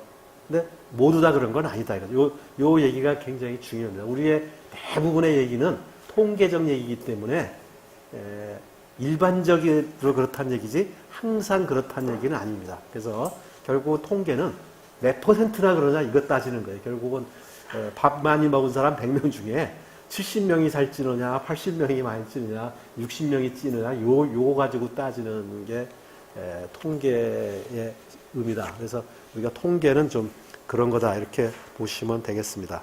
그래서 여러분들이 중학교 때 수학식은 y는 a 플러스 bx 하려면 점 2개만 있으면 선이 쫙 꺼지잖아요. 통계는 30개는 있어야 선이 하나 꺼집니다.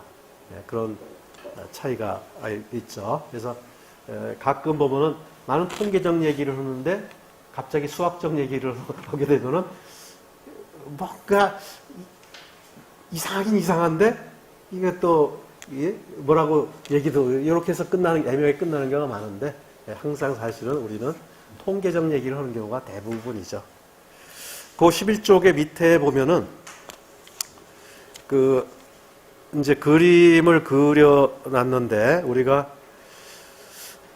많은 사람들이 이제 부와 권력과 명예 이런 게 뭐에서 결정되느냐 거기 보면은 여러 가지 변수들이 영향을 미치죠. 쭉 그래서 거기 이제 상당히 이런 사회과학은 많은 변수에 의해서 영향을 받지 어느 한두 변수가 결정해버리는 경우는 거의 드물다라는 얘기죠. 그래서 이렇게 했고요.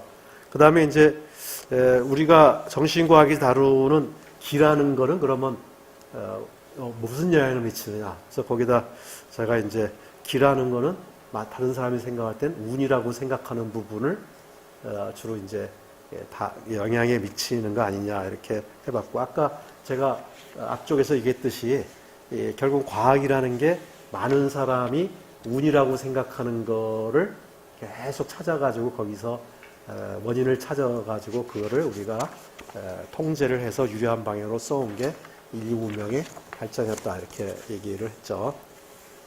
그래서 12쪽으로 넘어가면은 이제 아까 부라는 게 예를 들어서 X1이라는 부모 재산, EQ라는 X2, IQ라는 X3, 그 다음에 이제 더 나가서 뭐 사주 이런 거에 영향을 미친다라고 그러면 이제 이 식을 데이터를 쫙 넣고 돌려보면은 여기서 이 값들이 다 튀어나옵니다.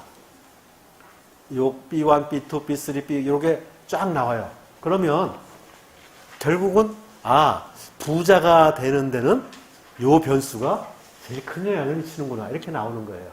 또 X2라는 게 제일 크고 그 다음 X1이고 이렇게. 그리고 보통 결정계수라고 나오는 거는 그렇다. 요 변수들 가지고는 부자가 된 사람 안 된 사람의 40% 정도만 설명하지 나머지 60%는 역시 또 설명 안 되는 변수들이 있는 거예요. 그러니까 우리가 사회과학에서는 모든 게 아직 다 설명될 수 있다 이러질 않습니다. 일부만 설명되는 거예요. 이것도 부모 재산이 많은 사람들이 평균적으로는 더 부자더라 이런 얘기지 항상 그렇다는 얘기는 아니다라는 얘기죠. 또 뭐 EQ가 높은 사람이 그렇더라 평균적으로 IQ가 높은 사람이 사주가 좋은 사람이 데이터가 나와도 그렇더라 이런 거죠. 그래서 항상 몇 퍼센트 설명하냐의 문제지 100% 설명이라는 건 없다. 이게 이제 좀 저희가 유념해서 해야 되는 거고요. 이 B 값이 결국 어느 변수가 더 중요하냐의 의미입니다. 그 다음에 이제 넘어가면은 이 세 번째는 영향을 주는 다른 변수가 있으면 연구가 안 되는가. 제가 얼마 전에 누구랑 얘기를 하는데 그 사람은 이제 사주에 대한 지지자예요. 그래서 사주가 과학적으로 접근이 안 된다는 얘기예요. 그 이유는 아까처럼 사주에 의해서만 결정되는 게 아니라 어느 가문에서 태어나느냐 다른 여러 가지 변수들이 있기 때문에 과학적 접근이 안 된다. 사주가 실제 영향력이 있냐 없냐 그렇게 주장을 좀 그분이 했는데 그거는 틀린 얘기입니다. 사주가 영향이 있다면 어떻게 나옵니까? 돌려보면 사주가 미치는 영향력이 몇 %까지 딱 나와요. 사실은 이 연구라는 거는. 그러니까 사주 외에 다른 변수들이 영향을 미친다고 해서 사주의 영향이 없어지는 게 아니라 사주가 미치는 영향만큼만 몇 %라고 계산해 주는 게 이 통계지. 그래서 다른 변수들이 있어서 연구가 안 된다. 이런 거는 아니고 그냥 만약에 다른 변수가 있어서 연구가 안 된다는 거는 없다라는 표현이거나 아니면 연구를 못했다는 표현이라고 볼 수가 있습니다. 그래서 이 어떤 변수가 중요하냐, 더 큰 영향력이 있냐 없냐의 문제고 또 작은 영향력이 있는 건 작은 영향력이 있다고 그대로 다 설명을 해준다라는 얘기입니다. 그렇기 때문에 결론적으로 보면은 사주는 얼마든지 연구가 가능하다라는 거죠. 자, 그 다음에 이제 우리가 지금 얘기한 것들을 정신과학 연구에 한번 적용 가능성을 보면 우리가 이제 초과학이냐 비과학이냐 이런 문제들이 있는데 초과학은 실제로 존재하는데 아직 측정이 안 되거나 실증적 검증이 덜 이루어진 거고 비과학은 논리적으로 적절하지 않은 거, 또 기존 이론과 모순되는 거. 물론 이제 기존 이론 자체도 사실은 새로운 과학에 의해서 바뀌는 경우들도 있죠. 근데 하여튼 저희는 어떤 걸 했을 때 이게 비과학이냐 초과학이냐를 좀 냉철하게 자꾸만 구분하려고 하는 이러한 노력을 좀 해야 될 거라고 생각을 합니다. 그래서 과학적 지식의 요구사항은 아까처럼 추상성, 시간과 공간에 관계없이 적용하면 좋다. 상호 주관성, 객관적으로 서로 돼야 된다.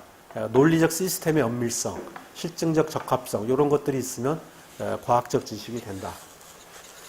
정신과학의 많은 주제, 사주, 오행, 미래, 사상, 미래측, 명상 이런 것들은 다 연구가 가능합니다.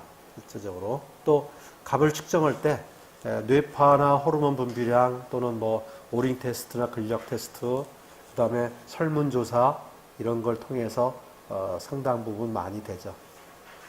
그러니까 다시 사주를 보면은 귀무가설은 사주와 인생의 성과와는 인과관계가 있다 없다 이렇게 되죠. 그 뭐 이런 거 간단합니다. 사주 전문가를 몇 사람 뽑아서 그 사람들한테 실험자 한 30명 이상을 모아서 데이터를 줍니다. 그리고 이제 그 실험자에 대해서는 재산이 얼마인지, 지위가 얼마인지 미리 다 측정을 해놔요. 그 재산은 아까 우리가 5단계로 하려면은 우리나라 상위 20%냐, 40%냐. 보통 보면 부자냐 아니냐 그러면은 이게 주관적이에요, 상당히. 근데 이제 아예 그런 식으로 객관적으로 측정해놓고 그 사람이 사회적 지위가, 명예가 어떤지 또는 자식이 이런 거 다 미리 측정해놓고 사주 전문가들한테 딱 주고 보라 이렇게 해서 우선 첫 번째는 신뢰성 테스트 해야 됩니다. 전문가끼리 일치된 답이 나오냐.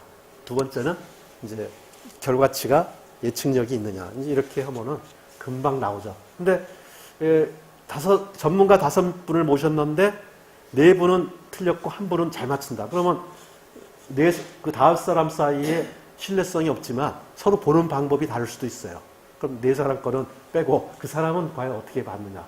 그러면 이제 그 사람이 보는 방법은 또 맞을 수 있으니까 그것도 더 다음 단계 연구로 들어간다든가 이런 식으로 하면 얼마든지 연구가 가능합니다. TV에서 가끔 그 실험했는데 제가 보니까 그때는 이 글로 푸는 사람들은 대부분 유의한 결과를 못 얻는 것 같고 무당들은 좀 이렇게 좀 결과를 맞추는 경우들이 좀 유의한 결과를 내는 경우들이 좀 있는 것 같아요. 그다음에 이제 우리가 초능력에 의한 거면 역시 이제 아까처럼 실제로 그 사람이 뭔가 맞히더라. 그러면은 그 사람은 왜 맞췄느냐를 이제 그 다음 따져 들어가야 됩니다. 그게 무슨 능력인지 이제 이런 것들을 좀 따져 들어가고 그래서 이런 식으로 여러 가지 이제 우리가 해석을 가능하다.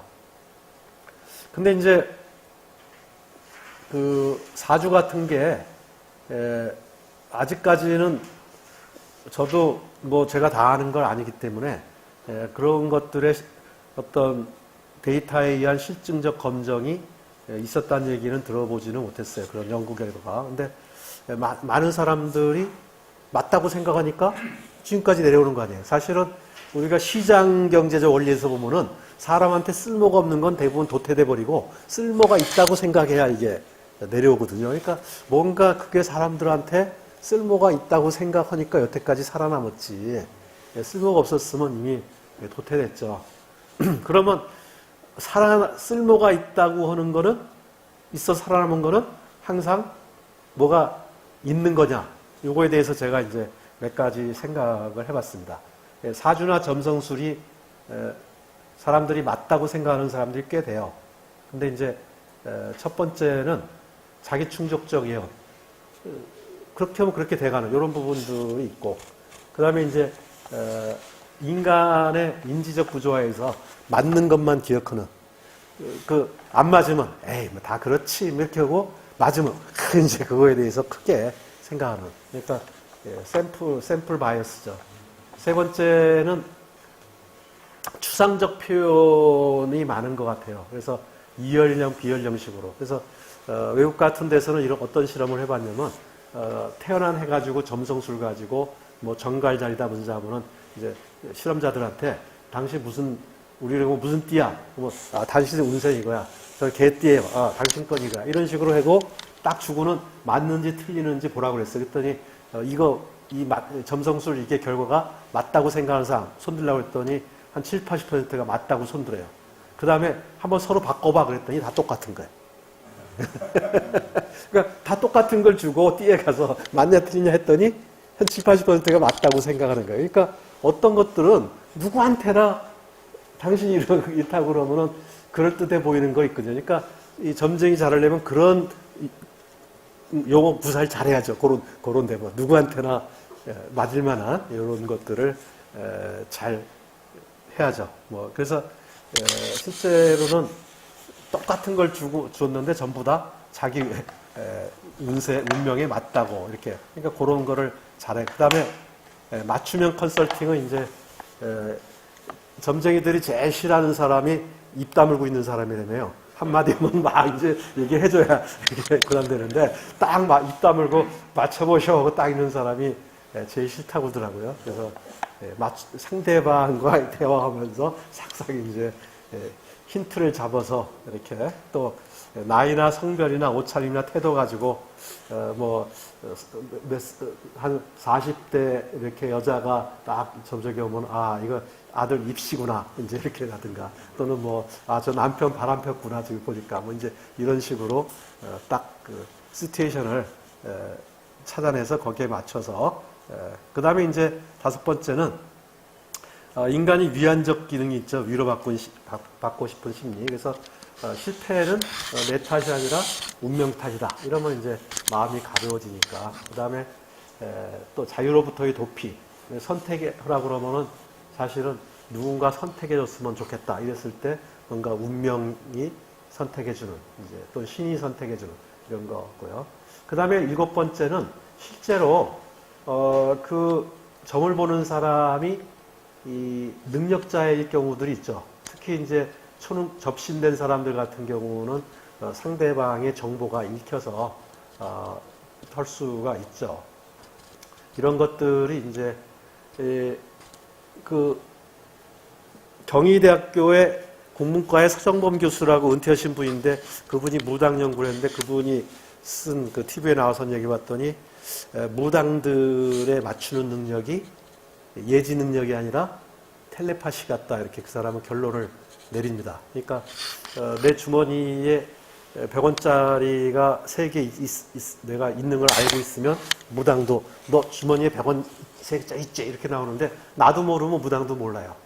그리고 내가 지금 누가 나보고 사업하자 그러는데 저 사람하고 동업을 해야 되나 안 해야 되는데 내가 그 사람을 생각하면 무당도 이게 맞추는 거예요. 근데 서정범 교수가 일부러 실험하느라고 크고 마른 사람고 작고 뚱뚱한 사람을 머릿속에서 왔다 갔다 생각했대요. 그랬더니 무당이 크고 마른 것 같기도 하고 작고 뚱뚱한 것 같기도 하고 예, 그러니까 상대방의 생각이 사실은 읽히는 거죠. 그럼 그 능력이 텔레파시라면 과거와 현재는 잘합니다. 근데 미래를 맞추는 거고는 사실은 관계없죠. 그래서 우리가 가끔 전 본 사람들이 과거는 귀신같이 만드는데 미래는 맞추지 못한다. 근데 우리가 사주라는 거에나 이런 거에서 미리 정해진 길을 간다면 과거 맞출 확률과 미래 맞출 확률이 똑같아야 됩니다. 그럼 거꾸로 50년 뒤라고 20년 뒤라고 생각하고 거기서부터 과거를 보면 되잖아요. 그러니까 사실은 과거 맞출 확률과 미래 맞출 확률이 다른 거는 그 메커니즘이 같은 게 아니에요. 그 같으면 같아야 됩니다. 그거는. 그래서 그런 부분들도 우리가 볼 수 있고요. 그 다음에 가끔 이제 영화에도 나왔지만 트릭. 어떤 사람이 돌아다니면서 미리 정보해가지고 이제 한다든가 옛날에 할렐루야인가 그런 영화인가요? 그래서 그 다음에 이제 진짜 맞을 수도 있죠. 또 그래서 이러한 여러 가지 가능성들 때문에 사실은 진짜 뭔가 있을 수도 있고 없을 수도 있고 근데 없다고 하더라도 뭔가 사회적 효용성이 있어서 이런 것들이 우리가 내려온 거 아니냐라고 볼 수 있고 만약에 이런 것들을 과학적으로 접근한다 그러면 우리는 좀 이렇게 실험을 통해서 어디까지가 팩트고 어디까지가 팩트가 아닌지 이런 것들을 좀 우리는 점검해 볼 필요가 있습니다. 오행도 마찬가지입니다. 제가 이제 오행을 누가 이제 오행에 의해서 이게 황제내경에 나와 있는 거라고 하더라고요. 맞나요? 여기 있는 게? 그래서 이거 가지고 이제 누가 강의하면서 탁 당신 당신은 무슨 형이고 성격 어떻고 이제 이렇게 하더라고요. 그래서 제가 한번 연구를 해보려고 그 사람이 쓴 자료를 뽑았어요. 그래가지고 이거 가지고 이게 연구할 수 있거든요. 이거 가지고 진짜로 할 수 있는지. 그래가지고 이거 정리하다가 머리가 아파서 그만둬. 진도 그다음 못 나가고 미뤄뒀어요. 사실은 우리가 아까 타이폴로지 분류를 한다고 했을 때 보통 한 변수 가지고 분류하면은 분류가 두 분류, 세 분류입니다. 플러스, 마이너스 또는 중간 이러는데 예를 들어서 성격조사가 있어요. 우리 학생들 적성 성격조사하는데 제일 많이 쓰는 게 그 MBTI라는 걸 상당히 많이 씁니다. 근데 거기에 보면 그 성격을 네 가지 유형으로 나눠요. 외향적이냐, 내향적이냐, 감각적이냐, 직관적이냐, 사고적이냐, 감정적이냐, 판단적이냐, 인식적이냐. 그리고 이 네 가지 변수가 전부 독립적이라고 보는 거예요. 그래서 네 가지가 각각 두 개씩 나누면 2의 4승이니까 16가지 분류죠. 그러니까 한 변수 가지고 두 가지 정도나 많아봤자 세 가지 나누거든요. 근데 이거는 변수가 몇 개가 붙어 있나요? 얼굴, 머리, 하나, 안색, 하나, 장부가 어디, 장부, 셋. 그 다음에 몸도 보니까 늑골, 상체, 어깨, 손발, 이게 변수가 여러 개예요. 그 다음에 성격은 이 변수가 어마어마하게 많아요. 그럼 이게 실제 설문조사를 해가지고 당신 성격은 여기 얼마큼 행정 능력이 있습니까? 재능이 있습니까? 설문조사 쫙 해가지고 통계적으로 딱 돌리면 요건 무슨 기법을 쓰냐면 그룹을 해줘요. 같은 샘플들끼리 그룹을 해주는 게 클러스터 애널리시스라고 있습니다. 그 다음 또 한 가지는 여러 변수들이 하나로 묶이려면 변수들과의 상관관계가 굉장히 높아야 돼요. 그래서 팩터로 다 묶여야 됩니다. 이런 것들. 근데 제가 이거 설문조사만 하면 바로 나옵니다. 이게 통계적으로 과연 그러한지 안 한지 나오는데 일단 성격이 너무 많아서 질문이 지금 여기에 보니까 변수가 못 잡아도 한 5, 60개 되는 것 같아요. 그러면 5, 60개 변수 가지고 5분류를 하려면 5, 60개 변수가 2개 내지 3개 팩터로 묶여야 되거든요. 그래야만 이게, 그러니까 상관관계가 무지하게 높아야 돼요. 이게. 그런데 제가 볼 때 정리가 아직 5, 60개로 정리하는 것도 힘들어가지고 이게 지금 못하고 지금 하고 있는데, 그래서 이런 것들도 오행이론 같은 경우도, 그 다음에 우리가 이제 오행에 따라 그 사상이나 오행에 따라서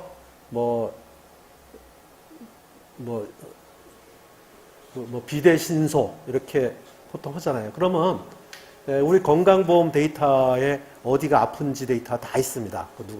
그러면은 거기 빅데이터 가지고 한번 쫙 돌리면 진짜 비와 신은 상관관계가 있는지 그냥 튀어나오거든요.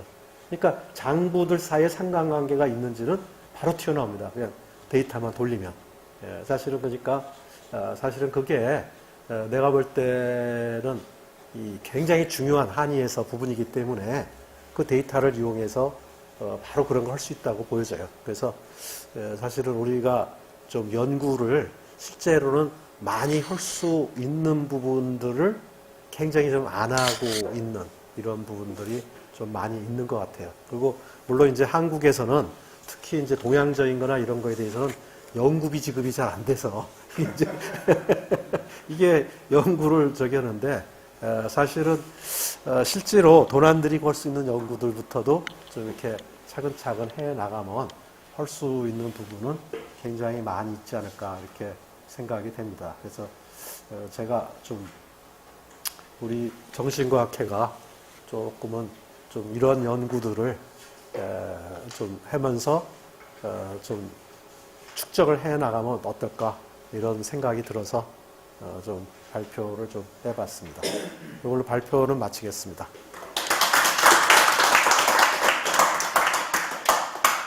질문 있으시면 하시죠. 네. 네. 네. 아주 기본적인 사항부터 이 정신과학 학회와 좀 연관시켜가지고 설명해 주셔서 네. 잘 들었습니다. 고맙습니다.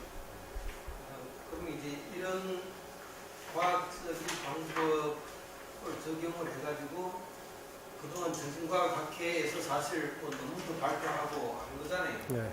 그래서 작년이나 또 뭐 그 전에 뭐 몇 년간 뭐 최근 한 5년 정도 학회에서 발표된 논문들 그게 이제 제대로 논문이라는 형태로 이렇게 딱 안 된다 하더라도 뭐 학회에서 발표할 때 하여튼 핵심만 PPT 해가지고 이렇게 하는 경향이 많은데 그러더라도 이런 방법을 적용해가지고 발표한 모범적인 논문들 사례 그런 것들 많이 있습니까? 어떠십니까? 저도 지금 이제 시간 되면 우리 여기서 발표한 논문들을 제가 한번 다 리뷰를 해보려고 해요. 시간이 되면요. 그래서 근데 이제 아마 그 자연과학이나 이공계 하신 분들은 그분들은 연구를 하면 대부분 실험적 연구를 하기 때문에 대부분 그런 분들은 아마 다 과학적인 방법론들을 적용해서 스코프가 이제 작지만 했을 것 같고요. 그 다음에 보통은 실험 안 하고 그냥 말로 하는 거는 다 사실은 가설이기 때문에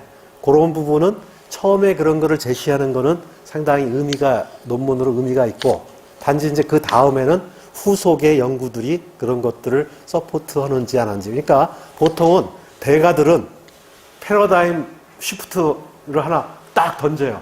그럼 이제 소가들이 붙어서 그걸 막 연구를 해서 한참 축적되면 그게 맞는지 안 맞는지가 나오는데 우리나라는 아쉽게 뭔가 탁 던지면 그 다음 연구가 안 이루어지고 그걸로 끝나고 그러다 보니까 이게 이제 항상 가설 단계 정도의 그 이론에 머물고 축적이 좀 안 되지 않나 그런 좀 생각이 듭니다. 제가 그걸 보지 못했기 때문에 얘기하기 좀 힘든데 좀 그렇게 그냥 느낌이 가요. 예. 정신과학의 많은 주제는 측정 가능하다. 예. 영상도 측정 가능한 걸로 예. 표시가 되는데 아직 그 우리나라는 이런 거에 대해서 논문도 많지 않고 뭐 그렇다고 치면 해외 사례는 어떻습니까? 저도 몰라요. 그거는데 제가 이번에 명상 학회 주제로 하면서 네이버에 뒤져봤더니 우리나라의 논문이 4만 개가 있더라고요. 명상 관련. 4,000개가 4만 개. 어마어마하게 많더라고요. 예. 그러니까는 사실 그 중에는 말로 쓴 것도 있고 아마 뭔가 실험을 한 이런 것들도 있고 그리고 심리학과 쪽에서 굉장히 많이 하더라고요. 그리고 요즘은 심리학이 말로 하는 심리학은 논문 싣기 힘들어요. 그 안에서. 거기도 다 보면 뇌파 측정하고 이런 측정해서 하거든요. 그래서 저도 그쪽을 안 봐서 그런데 아마 많은 그래도 연구들이 돼 있을 것 같아요. 예. 예. 미국 같은 경우에는 거의 이런 명상의 주제를 해야지만 그 땀이 연구비를 따고 영을 10% 정도 차지한다고. 아. 미국 같은 경우는 예. 핫탑이에요. 아. 미국에서는 아. 명상을. 그러니까 우리도 마찬가지로 예. 영향받아서 그렇게 많이 나오고. 예. 근데 우리 이쪽 정신과학 기나 수행이나 뿐만 아니라 윤회니 이런 여러 가지들을 하다 보면 특히 기나 이 수행 쪽에 보면 물론 이제 뇌파 검사하고 그러는 것도 되겠지만 사실 뇌파라는 게 검사할 수 있는 게 인간에 대해서 그리고 명상의 어떤 결과 여러 가지들에 대해서 검사할 수 있는 게 한계가 있지 않습니까? 네. 그렇다고 그 문제 때문에 이제 기라는 문제도 더더욱 그렇고 어떤 측정할 수 있는 그게 말해서 과학이 무슨 측정을 한다고 그러지만 지금은 우리가 가장 하드한 그런 사이언스 그런 데서 하는 게 수학이라든가 수학적인 즉 수량화될 수 있는 그리고 어떤 기계를 통해서 측정치가 나올 수 있는 그런 부분만 되지 좀 아까 명상에서 어떤 깨달음이나 이런 것들 또는 아니면 무당의 어떤 그런 트랜스 상태에 들어간 것들은 이 뇌파 같은 걸로 거의 검증이 안 된다고 그러더라고요. 그럼 그런 부분들을 그럼 과학이라는 영역을 꼭 기존의 어떤 그런 검증 방법으로만 한정시켜 놓고 거기에 계속 매달리는 것보다 과학이라는 개념, 검증 방식을 더 확대시키는 건. 그러니까 근데 이제 아까 제가 초과학과 비과학 얘기를 했는데 분명히 현재의 과학의 측정 수단이나 이런 걸 가지고 아직 안 되는 부분들이 있을 거예요. 그러니까 그런 것들에 대해서는 아까 우리가 그냥 사례만 가지고도 아 이런 사례가 있구나 이렇게 사실은 이제 그렇게 받아들이면은 이제 되는 것 같고요. 근데 제가 이런 거는 할 수 있는 거는 또 많은데 안 하는 게 많으니까 이제 그런 거부터라도 하자. 그리고 아마 이제 그런 말씀하신 게 어떤 아마 뭔가 케이스를 보고 오시는 것 같은데 저는 이제 그 케이스를 모르는데 어떤 부분은 꼭 뇌 아니고 그 사람이 그런 상태에서 뭐 어떤 거를 보여주느냐 이런 거는 또 실험 가능한 부분들이 있거든요. 그리고 예를 들어서 무당들이 숨은 물건 찾잖아요. 뭐 될 때 막 그 물건 숨기고 사실은 그런 부분들이 옆에서 볼 때는 신기하고 한편으로는 미리 짜고 한 건가? 뭐 또 되고 또 뭐 작두 타는 것도 어떤 사람은 누구나 된다 그러고 뭐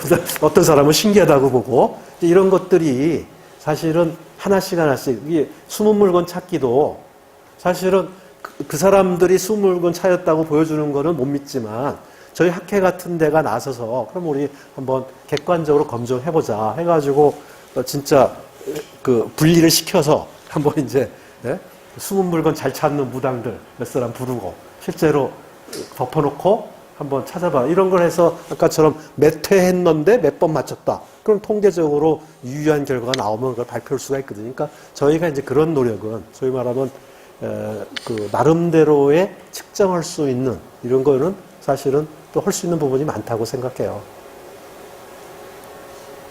그러니까 무당들이 아까처럼 나 숨은 물건 찾았다 이런 거는 TV에서 믿거나 말거나지만 저희 학회가 나서서 충분하게 이거는 실험 세팅을 하고 서로 조작이 들어갈 수 없는 상황 속에서 결과가 이렇게 해서 이렇게 나왔다. 그 다음에 거기에 했던 증인들은 누구누구다 이런 것들이 다 에비던스가 있으면 그런 거는 믿어주겠죠. 그리고 안 믿어주면 그럼 해보자 이러면 되니까 사실은 그게 소위 말하면 재현성과 반복성이거든요. 그러니까 뭐 그런 것만 있다면 저희가 그런 걸 축적해 나갈 수도 있지 않을까. 그러면 여태까지 초과학의 영역에 있던 거를 사실은 과학의 영역으로 끌어들일 수 있는 이런 부분도 많이 있죠. 단지 초과학을 모두 정복할 수는 없죠. 그렇지만 우리가 상당 부분은 좀 커버할 수 있지 않을까 이런 생각이 듭니다.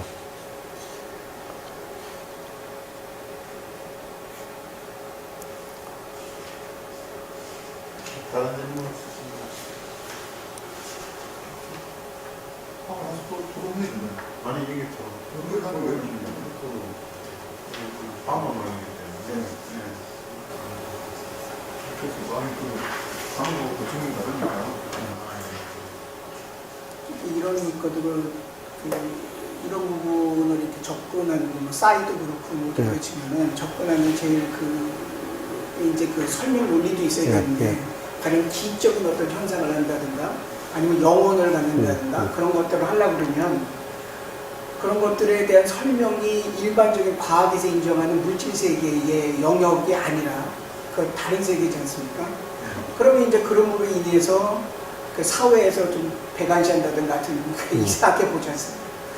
그런 어떤 그것 때문에 안 되는. 그러니까 정신과학회는 이제 그런 거를 약간 사회적인 편견을 그래도 커버해 줄 수 있는 그런 것 중에 하나죠. 그러니까 예를 들어서 영혼을 부른다고 할 때도 내가 볼 때는 이제 어떤 실험을 할까 그러면 이제 예를 들어서 후보자를 모집하는 거죠. 우리 아버지 돌아가신 아버지를 불러보고 싶다 그러면 다 모집해서 그러면 이제 그 사람이 그럼 그 아버지가 알 만한 예를 들어서 일이 뭐 있느냐 미리 질문을 만들어서 하고 뭐 부를 수 있는 사람이 있다 그러면 채널링 가지고 그러면 이제 그런 질문을 해가지고 답을 하는지 안 하는지 뭐 이제 이런 거는 객관적 세팅으로 그러니까 사실은 TV에서도 그런 거를 많이 하는데 TV는 문제가 뭐냐면 샘플 수가 항상 적어요.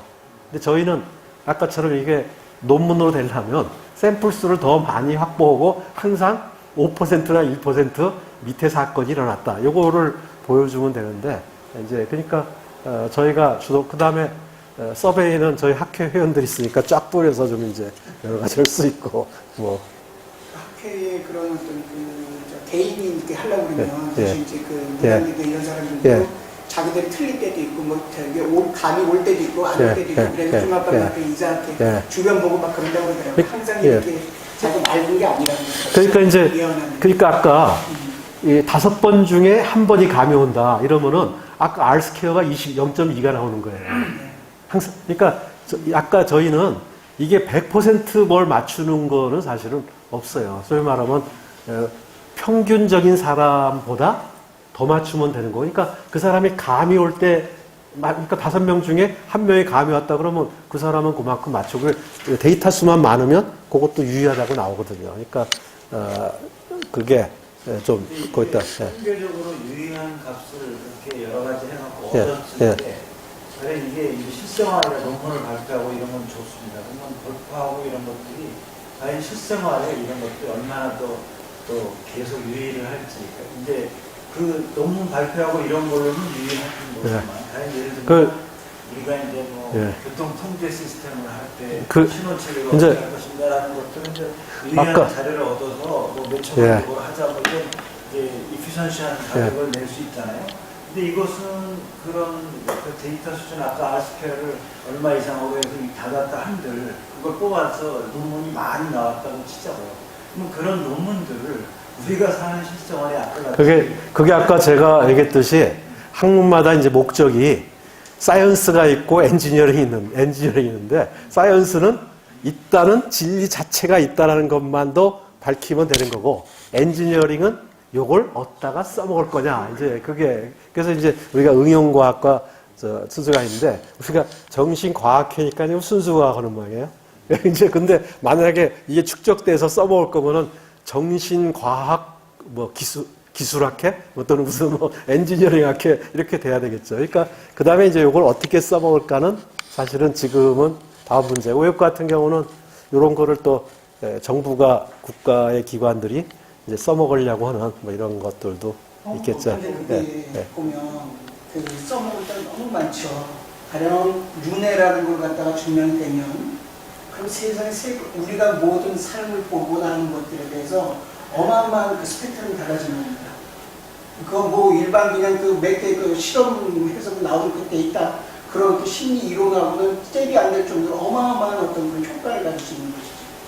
가령 뭐 이제 그거는 인정 안 되지만은 현재 일어났던 많은 어떤 성병이라든가 병이라든가 하는 부분들이 전생하고 관계 있는 것이라고 얘기하는 사람도 많고, 만약 그렇게 된다면 전생만 윤회라는 것이 어느 정도 좀 아까 그 틀린 케이스도 한 10개 있지만 그 중에서 2-3개가 정확히 맞는다. 왜냐하면 확률적으로 거의 제로에 가까운데 그게 해보니까 가령 이런 경우가 있습니다. 한 사람을 최면 퇴행을 시켜갖고 그 사람이 전생에 어디 있었냐 했으니까 그 사람이 15세기 프랑스의 어떤 지역에 있었대요.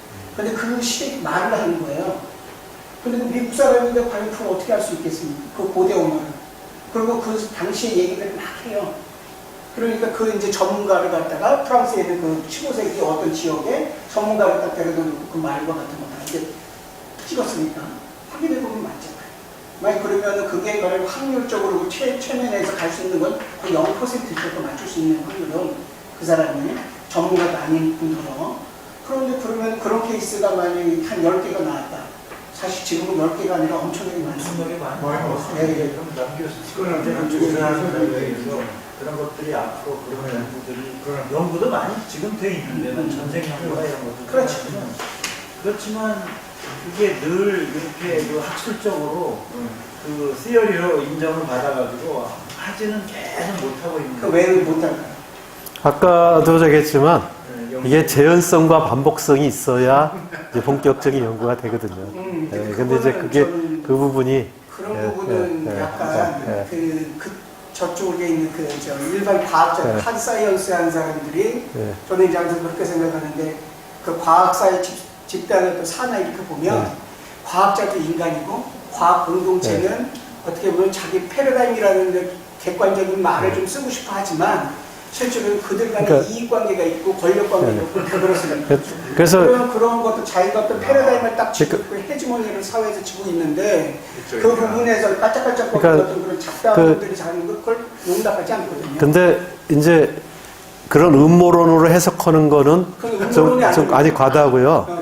이제 저도 잘 모르지만 일반 심리학이 있고 또 그런 거로는 초심리학 하는 사람들의 또 모임이 있고 근데 이제 예를 들어서 점점 그런 것들이 많아지면 사실 그런 그룹이 점점 커지면 그런 거에 이제 주류가 되는 거예요. 그래서 이제 항상 보면 또 주류는 새로운 비주류를 밀어내려고 하고 이런 거 있지만 또 항상 보면 그게 제대로 된 거는 결국은 또 시간이 가면 이게 수용이 되고 그렇기 때문에 이제 그런 그 타워 게임이 있다고 그래서 항상 진실이 다 덮여지는 건 아니에요. 사실은 이제 뭔가 좋은 게 있으면 항상 또 이제 그런 것들이 결국은 알려지게 되고 그렇죠. 그러니까 그런 네. 부분들이 그 어떤 자꾸 이렇게 네. 지금 어떤 그 사업 이렇게 흘러가는 거 아닙니까? 그러니까 어떤 이렇게 관계들이 네. 지금 우리들 그 속에 있고 어떻게 보면 정신과학에도 그러한 어떤 네. 그런 힘의 관계 안에 있고 네. 그러니까 그들 간의 어떤 관계에서 우리가 할 수 있는 일은 그쪽에 있는 사람들이 헤지모니 지으면서 네. 하는 이쪽에 있는 얘기를 하려고 그러면 가령 딘 레이긴이라는 미국 사람이 있습니다. 그 사람이 얘기하는 게 뭐냐면 이쪽 그것도 싸이 연구하는 거, 초능력력 이런 연구하는 건데 그쪽에 있는 사람들은 일반 뭐 텔레파시 연구라든가 이런 것들이 보통 일반 정상적인 어떤 걸 과학, 중심과학, 해결머리가 있는 과학에서 거기서 한 3-4번을 한다면 여기서는 거의 몇백 번, 몇천 번을 한답니다. 그 다른 사람들이 똑같은 연구를. 그렇게 해서 그것도 또 이중맹검이라고 해서 정말 그 일반 의학이나 이런 데서 전혀 하지도 않는 그런 복잡한 것들을 엄격한 걸 데이터를 해서 내놔도 어디도 실어주지 않아요. 어디도 실어주지 않고 그러면 그 사람 그 자리에서 쫓겨납니다. 학교에서. 미친놈. 그 현실이거든요. 근데 그러니까 얘기하기에 자기들끼리 앉아서 얘기할 때도 다 인정해 주는 게 밖에 나가는. 근데 그런 얘기에도 일리가 있는데요. 사실 우리 아까 패러다임도 쿤 패러다임이 있고 패러다임 베리에이션이 있었지만 아주 획기적인 거는 처음 도입됐을 때 다들 사실은 비주류로 인정 못 받고 해가지고 하는 경우들이 많아요. 그러니까 내가 볼 때는 진실이면 결국은 이제 시간의 문제이지 그런 것들이 점점 이제 받아지고 확산될 거라고 보여집니다. 근데 영원히 덮여지는 것도 있겠죠. 소수이기 때문에. 예. 예. 전생 같은 거는 이제 뭐 워낙 시비가 많지만은 간단한 거 예. 보통 이제 우리 숟가락 구부리기 그런 거 예. 있잖아요. 예. 그런 거는 아주 심플한 건데 그런 거는 그러면 한 10명이 나와가지고 해가지고 한 1,500만 그게 된 거죠. 사실은 예. 의미 있는 거는 예. 해가지고 예. 있는 거죠. 예, 그럼요. 실제 뭐 보면은 그런 그러니까 이제 그런 것들도 그 중국에 위기공이 굉장히 많대요. 가짜 기공들이. 근데 걔네들이 이제 숟가락에다가 저기 발라가지고 뭘 발라가지고 살살 문지르게 녹는데요.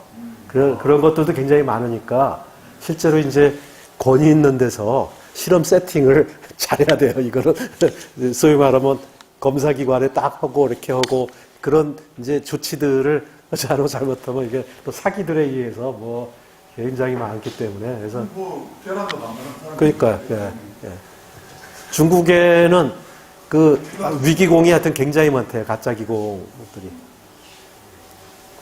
뭐 다른 코멘트나 뭐 마지막으로 멘트 하나 예. 드리면 과학적 방법론이라는 데가 그럼 20세기에 최고의 과학자라고 할 수 있는 아인슈타인이 뭐라고 했냐면 우리는 그 직관이라는 신성한 선물을 잊어버리고 과학이라는 충실한 하인을 이 사회가 바꾸고 있다 이렇게 얘기했거든요. 그래서 지나치게 과학적인 어떤 사고방식이나 그 틀에 얽매여 있는 것이 오히려 인간이 가지고 있는 그런 능력을 축소시키는 그런 결과를 가져올 수 있다. 그 말을 마지막으로 해드리겠습니다. 아마 저도 그 말을 인정을 하는데요. 이 천재들은 우리 이거 천재 아닌 사람들은 이런 방법 쓰고 천재들은 뭔가 직관이나 뭐 이런 거에서 새로운 적인 일을 하고 근데 내가 볼 때는 많은 그냥 소위 말하면 좀 약간 우수하거나 좀 보통 사람들은 이런 좀 그러니까 그게 결국은 이제 직관에 의해서 새로운 가설이 튀어나오는 건데 사실 많은 사람들은 기존 이론들 이거 해야 돼. 저희도 논문 같은 거 할 때 만약에 천재적인 거 딱 나오면은 대부분 리젝트 되는 경우가 많습니다. 왜냐면 기존에 이거 뭐 참고문은 뭐야? 참고문은 없어요. 그런 순간 이렇게 되거든요. 그래서 그거는 이제 이런 것들이 이 천재들의 소사이티가 아니고 많은 경우는 이제 그보다는 좀 못한 사람들의 소사이티이기 때문에 천재들은 외롭죠. 지금 예. 치과에 대한 수련을 하시는 분께서 근데 이게 자, 조금 예. 이게 제가 생각하기에는 그 아까 뭐 조금 전에 설명하신 천재 예. 설명하셨는데 우리 정신과학 측면에 지금 하고 있는 이런 부분을 보면은 어떻게 보면은 뭐 똑같이라고 볼 수는 없는데 지금 말씀하신 천재성 그런 부분을 다루는 게 대부분인데 그렇게 돼야 될 것 같고 일반적으로 하는 거야 뭐다 보편적으로 다 아는 것 같은 우리가 학교에 할 의미가 없지 않나 이런 생각이 들고 그래서 그런 관점이 본다 하면 여기에 맞게 그걸 증명 그거는 이제 전에 우리 조사장님이 갑자기 전혀 어떤 아이디어가 딱 떠올라서 뭐 했다고 그랬잖아요. 그걸 해가지고 아웃풋이 나오면 사실 그게 인정받는 거예요. 그게 무슨 이거는 그냥 이제 주로 통계적 가설 검증 이런 거고 뭔가 이걸 떠올라가지고 의미 있는 결과가 딱 나오면 그거는 그대로 인정받죠. 그 발명적이라서. 우리가 생활하는데 이성과 있고 감정도 있고 직관도 있고 습성도 있고 다 여러 가지가 생활하는데 우리 이성적으로 생각하는 부분에 있어서는 이렇게 과학적 방법론을 적용하는 게 필요한 부분이고 그 부분에 대해서 굉장히 다양한 방법론에 대해서 우리가 주의할 점을 잘 설명해 주신 것 같습니다. 자, 그럼 오늘 이걸로 끝나고 오늘 과학적 방법론에 대해서 훌륭한 발표를 해주신 정규식 교수님께 큰 박수로 잘 들어주셔서 감사합니다.